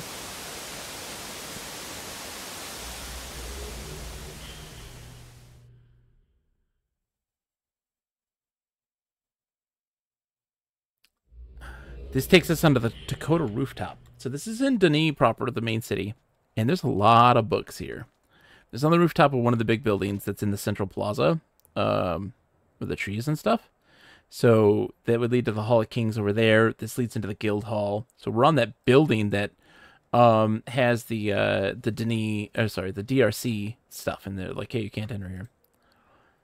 So like, yeah, the Stonehammer's Tigress. Dude, I can't tell you how many times. Yeah, Linguistics 242 Intro to Meaning. Cross out DRC. This is the story of King Demoth. So you're going to see, again, a lot of different translations of the king stories. King Shamat. Here's the other King Shamat story. And the official version of them in the Hall of Kings. Oh, get your hard hat on. King Renaref, who is the very first guy. He's the one who brought people to Denis. This is another one. This is Nick's one. First draft. I think the other one might not be his first draft. So there's other drafts of those same translations. Yep. King Eilish. And these are all big stories too.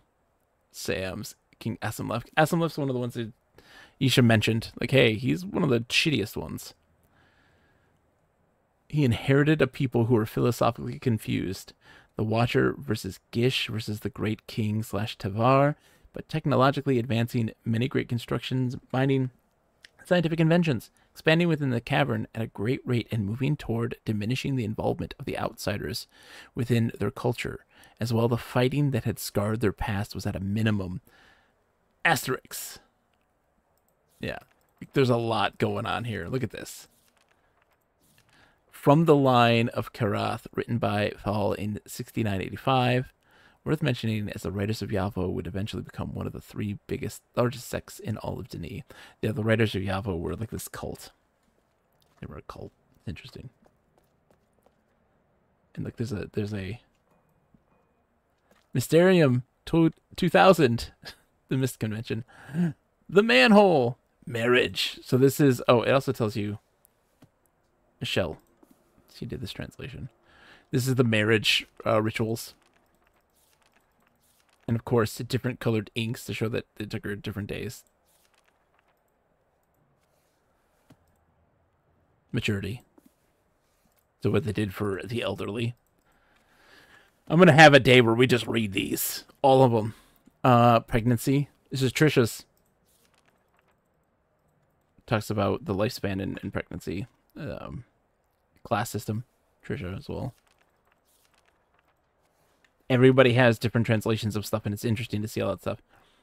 Check this out. I know the DRC doesn't want us to touch these, but I bet Watson would like to know how these register with the doors too. It makes no sense, and don't lose it. I could barely get it off the wall, and when I did, it was pretty scary. Maybe the weirdest thing is that when I went back later, the cloth I got this piece from was intact again. Nick's a good kid. Where the heck is my book, and why did someone take it in the first place? Matthew, the last batch of papers you sent were very interesting. Since you did such a good job, I've got another list, and I'd like you to divvy up to the team. How you do it is up to you. 1, I'd like some more information on family life, ceremonies, etc. Anything related to birth, marriage, cultural events. I know we have quite a bit of source material for this, so anything you get would be helpful. I think we've gathered quite a bit on science and technology, and not enough on the personal lives of the people. 2, we have quite a bit of guild information, but gathering that all up into one tidy area would be nice.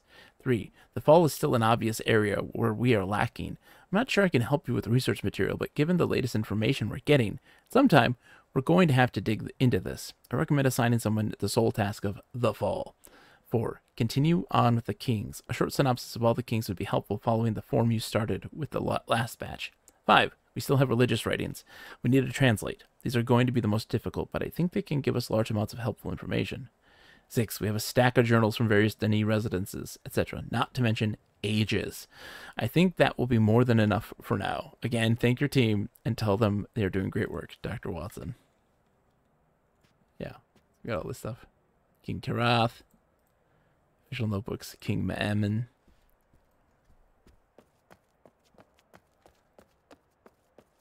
Hard hats galore.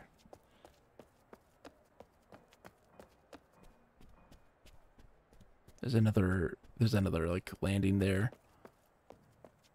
that you can see some of the buildings from that view. I don't think this is officially in the city though, is it? No, it's technically not. We are in the city and we are in a place where people would be, but I don't think that it is actually directly connected like other ones are. Yeah, we looked at this already, right? Yeah. That's the Dakota.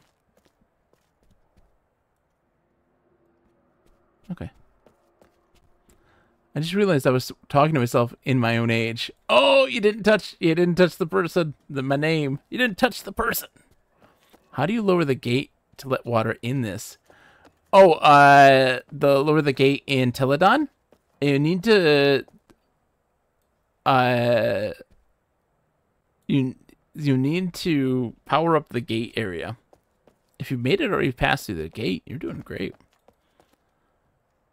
Is there a linking book back? I forget if there is or not. I don't think there is. No, there's not. I'm thinking you're mentioning the gate in Teledon, the one on the far side, outside by the machinery. I'm guessing. Oh!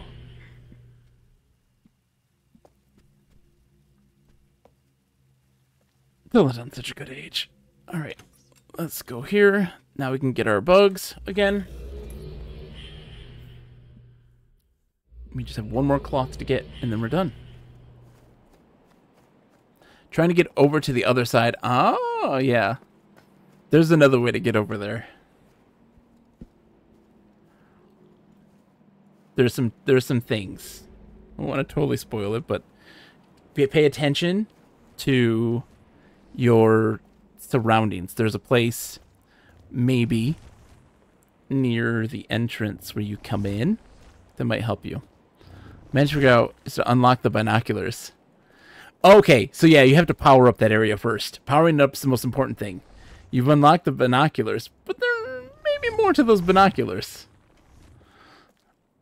The most important thing is getting power to that whole area. That's going to open a lot of things up for you, for sure.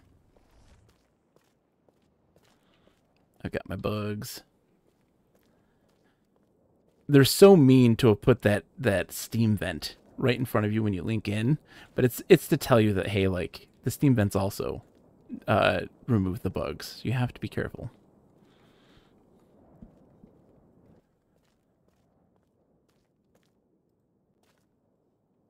Teledon's a tricky one. Teledon is, I would say, probably the second toughest of the main ages.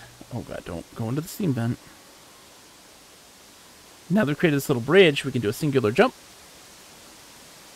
We'll walk across here just fine.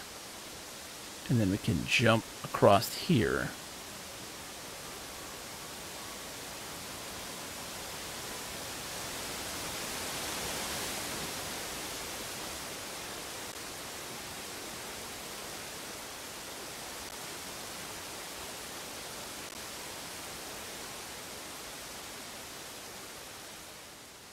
This is such a tricky one.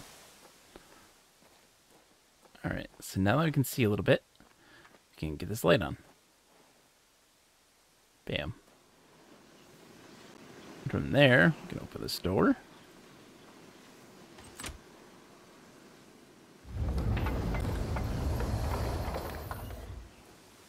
And dust my eyes to see me. Is it a maintainer's mark? Oh, I see these all the time. Ooh, I'll have to see. I can't wait. So we're gonna get wet. We lose our bugs. But there are baskets here we need. Right, Minty? And it's intentionally so. It's actually, there's some reason behind that noise. And so voice chat's like impossible in that age when you have that machine up and you're by the machines. Like, it's almost impossible to talk. You can't hear the person. You can't. They're drowned out by the sound.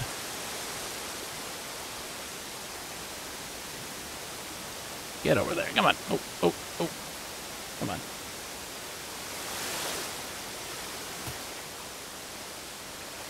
Okay. So now we're making another barrier here. Another bridge here. Because dinner's done. I'm a different guy now. I got my hard hat on and a tie-dye shirt. I'm cool as a cucumber. Welcome back, by the way, Martine.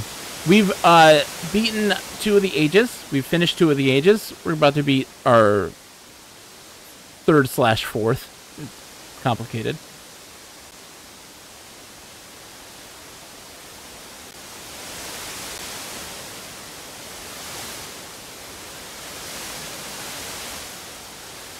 Okay. This is one of the cheaper puzzles. One of the ones that, like, people really despise.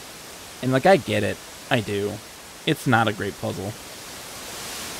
So we have to navigate these dark areas in order to reach these, like, lamps so that we can illuminate places. It'd be nice if you could use your hands, huh? Yeah. Well, the demo of this game, when they demoed it as Dirt Didn't in real time, they had an inventory system, which is wild. It had an inventory system.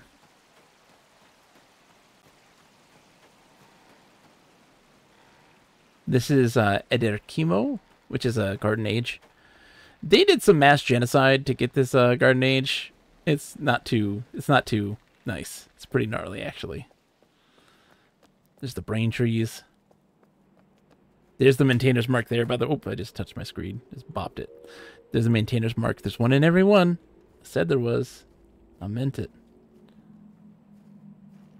Here, lightning bugs. Come here, little lightning bugs. Come to Papa. There we go. Did you come? You got me? I don't think they got me. Come on, little guys. Sometimes it doesn't trigger that you can't see them walking around you, but they're there. I'm going to double check just to make sure. Yeah, so the Garden Ages are meant to be just like a place of solitude and reflection, and of just a pristine atmosphere. They're also home of the Keanu-lynths, which are little bugs that eat the lichen on the sides of the cliff. I do not have the bugs, the lightning bugs. Crap. I wonder why they're not attaching to me. The Keanu-lynths are these little bugs over here. You can see them on the wall, up here. They're called that because of the trackers in The Matrix. The ones that got into Keanu Reeves' belly button. Because they look kind of like that. Keanu-lynths is what they're called, yeah. Come on, little buggies. Come on, guys. Attach to me. Come on. There we go. You got me? Yeah, they're with me. We gotta hurry, guys. The storm is brewing.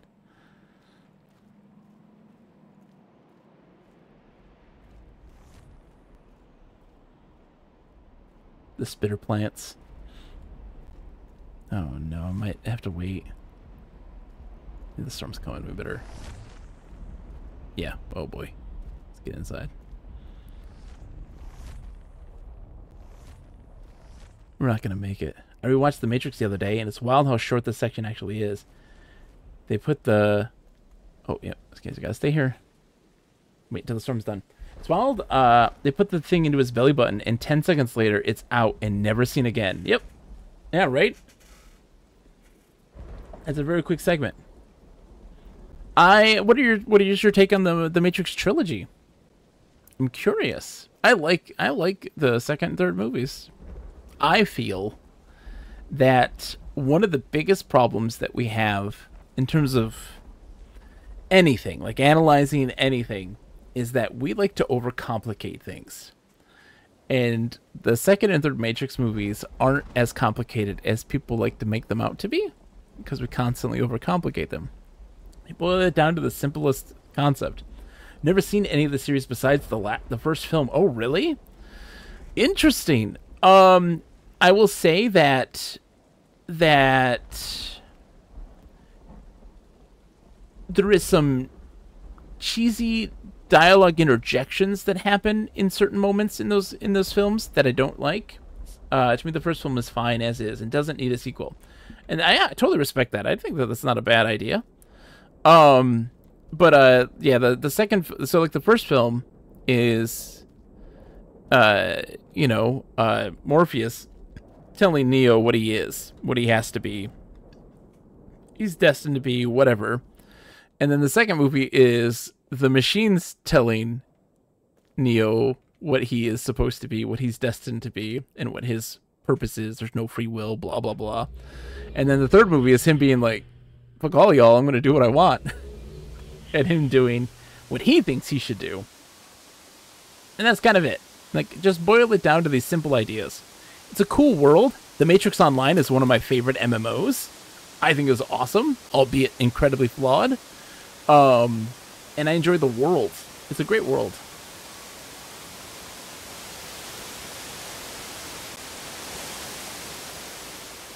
But yeah, to say, though, that, like, the second and third movie are not as good as the first. They're not. But they're not bad. I can see myself checking them out one day. I'm not principally against it. I just never seemed compelling enough to actually do it. The other one, the other one's in the series, yes.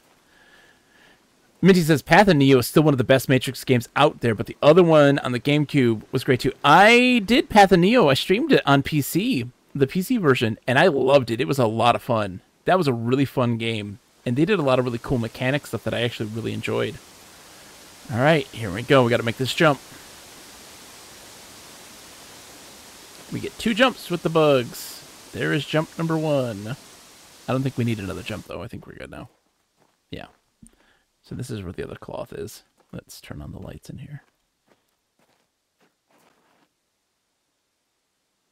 Why can't a cool film just be a cool film? I agree. I think, though, that they had this idea for this world, and they wanted to flesh it out more. And so they did.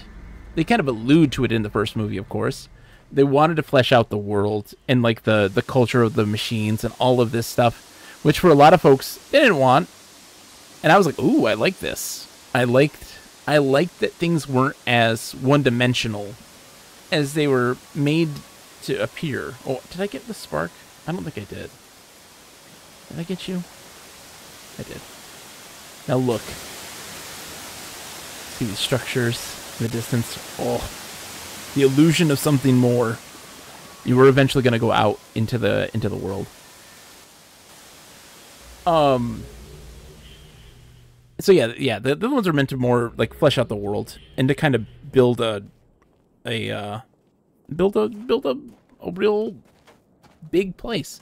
And the Matrix Online, the Wachowskis, they contributed to the story in that, which was really good, and kind of how they would consider the continuation of the Matrix afterwards. Jurassic Park's my prime example of a film that's just great by itself.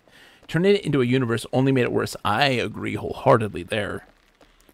Just leave it alone. Is this a co-op world? Because I'm trying to figure out the bucket system. Yes, it is. All of them are co-op worlds, but you don't need to. You don't need a person for that one. You can figure out the bucket system on your own. You don't need another person. The only ones that are co-op mandatory is Annonay and the garden ages that you'll find in the neighborhoods, I believe. I think those are the only ones that are co-op mandatory. I don't think Arcana needs another person. Oh, it does, for one thing. There's one puzzle in Arcana that needs another person. I have an itchy ear. OG Jurassic Park still holds up incredibly. It does, Martin. Absolutely it does. Have you played Jurassic Park Trespasser?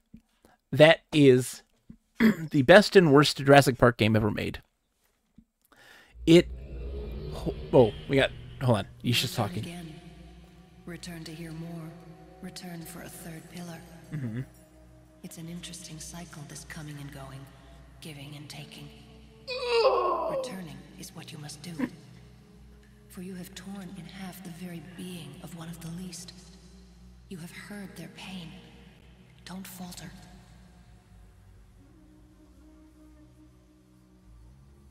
Oh, got it down. Many stories were there for the Denis to learn from, but they didn't hear them.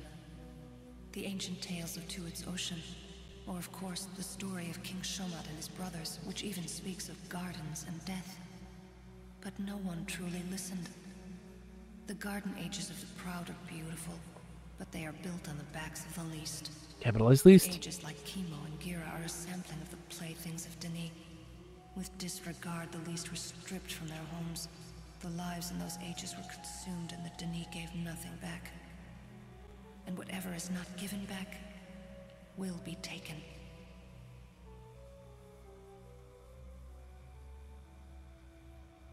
The people of Denis didn't return easily.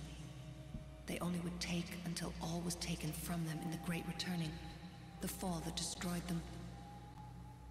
Denis fell only a few hundred years ago. All of it was removed. And my journey was similar. I could write things that no Denis had ever dreamed of. My writing smashed barriers held as absolutes for millennia. I could change things, I could move things. I could control things. Ooh. I learned beyond my parents, I learned beyond all. I wrote ages against any challengers, masters of the art, and they were beaten. I took all that I could hold. Only death can conquer pride so strong. For the Denis and for Yusha, it was death that moved me to return. All died. All but the least. The unproud. The Bahro considered themselves as dead already. And so they continued to watch Denis, always ready to give more away. And now they will return.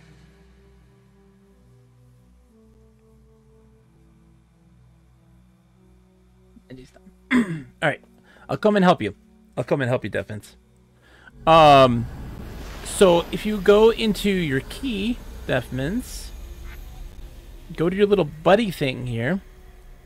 You want to select my name in the buddies portion, and then select the arrow that's going to be your Teledon age, and do the arrow that's next to that. So that way you share it with me, and I can then go visit it with you and help you. I won't spoil anything. I gotta get going soon though, because I gotta go pick up my kids in about a half an hour.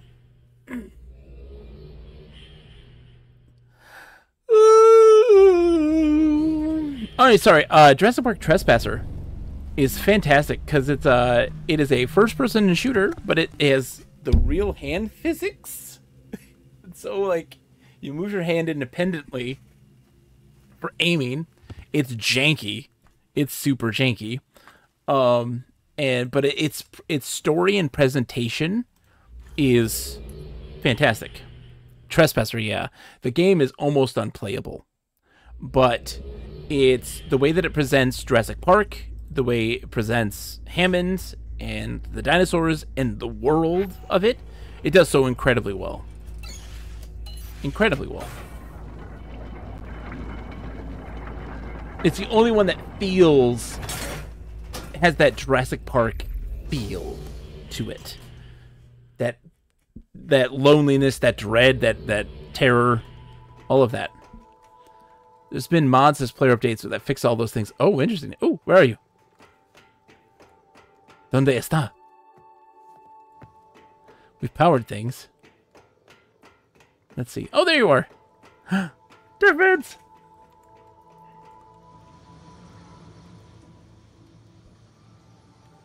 Maybe. Okay.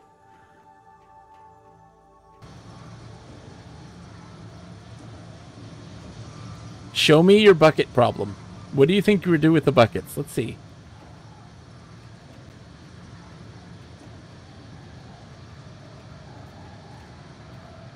I will follow you wherever you may go.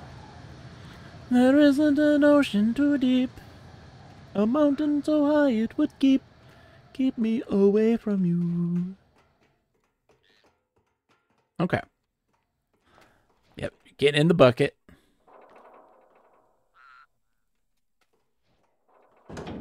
Ah, the old bucket. Then I think you pull that lever to move me. You want me to do that? I can. I'll do that. Sure.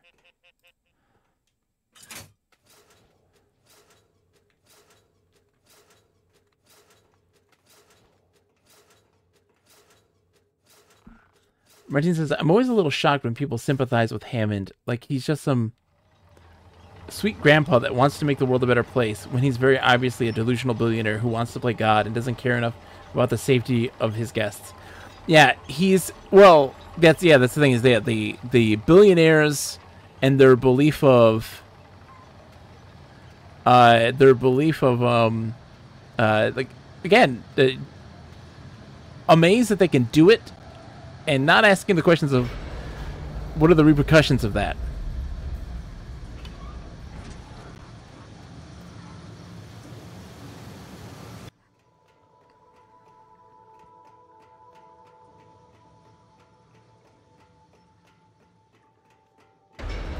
Sweet new area. Yep. You can hear them getting unloaded and the stuff like closing into the machinery, doing all this stuff.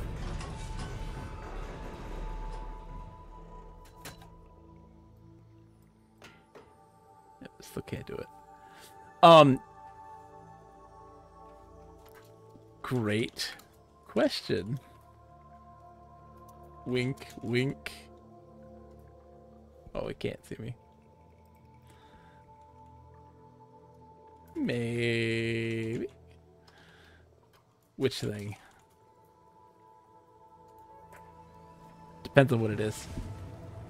Oh, oh, oh, see, he's draining the water. See? You don't get to see that one very often. And he would never see that. He would never see that because he has to drain the water.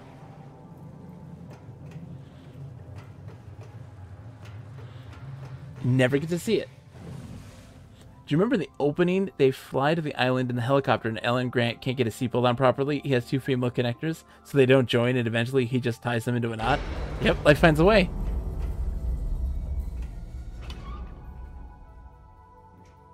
They stopped the buckets. They're starting the buckets.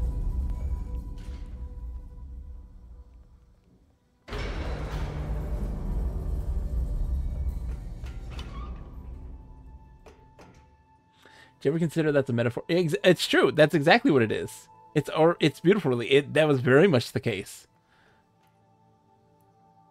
He ties him into a knot. Somehow it works. Life finds a way.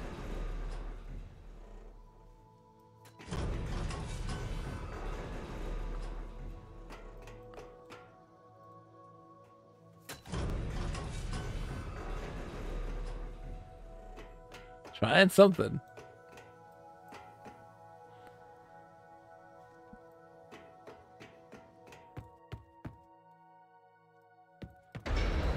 Oh, God. That sound scares me every time.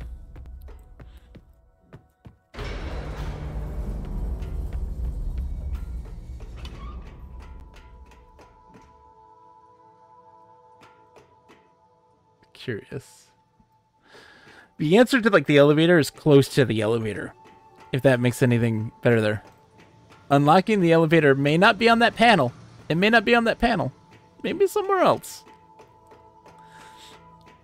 Oh, I've read both Jurassic Park and Lost World, the books.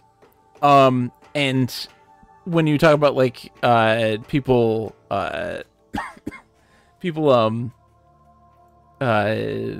of liking Hammond,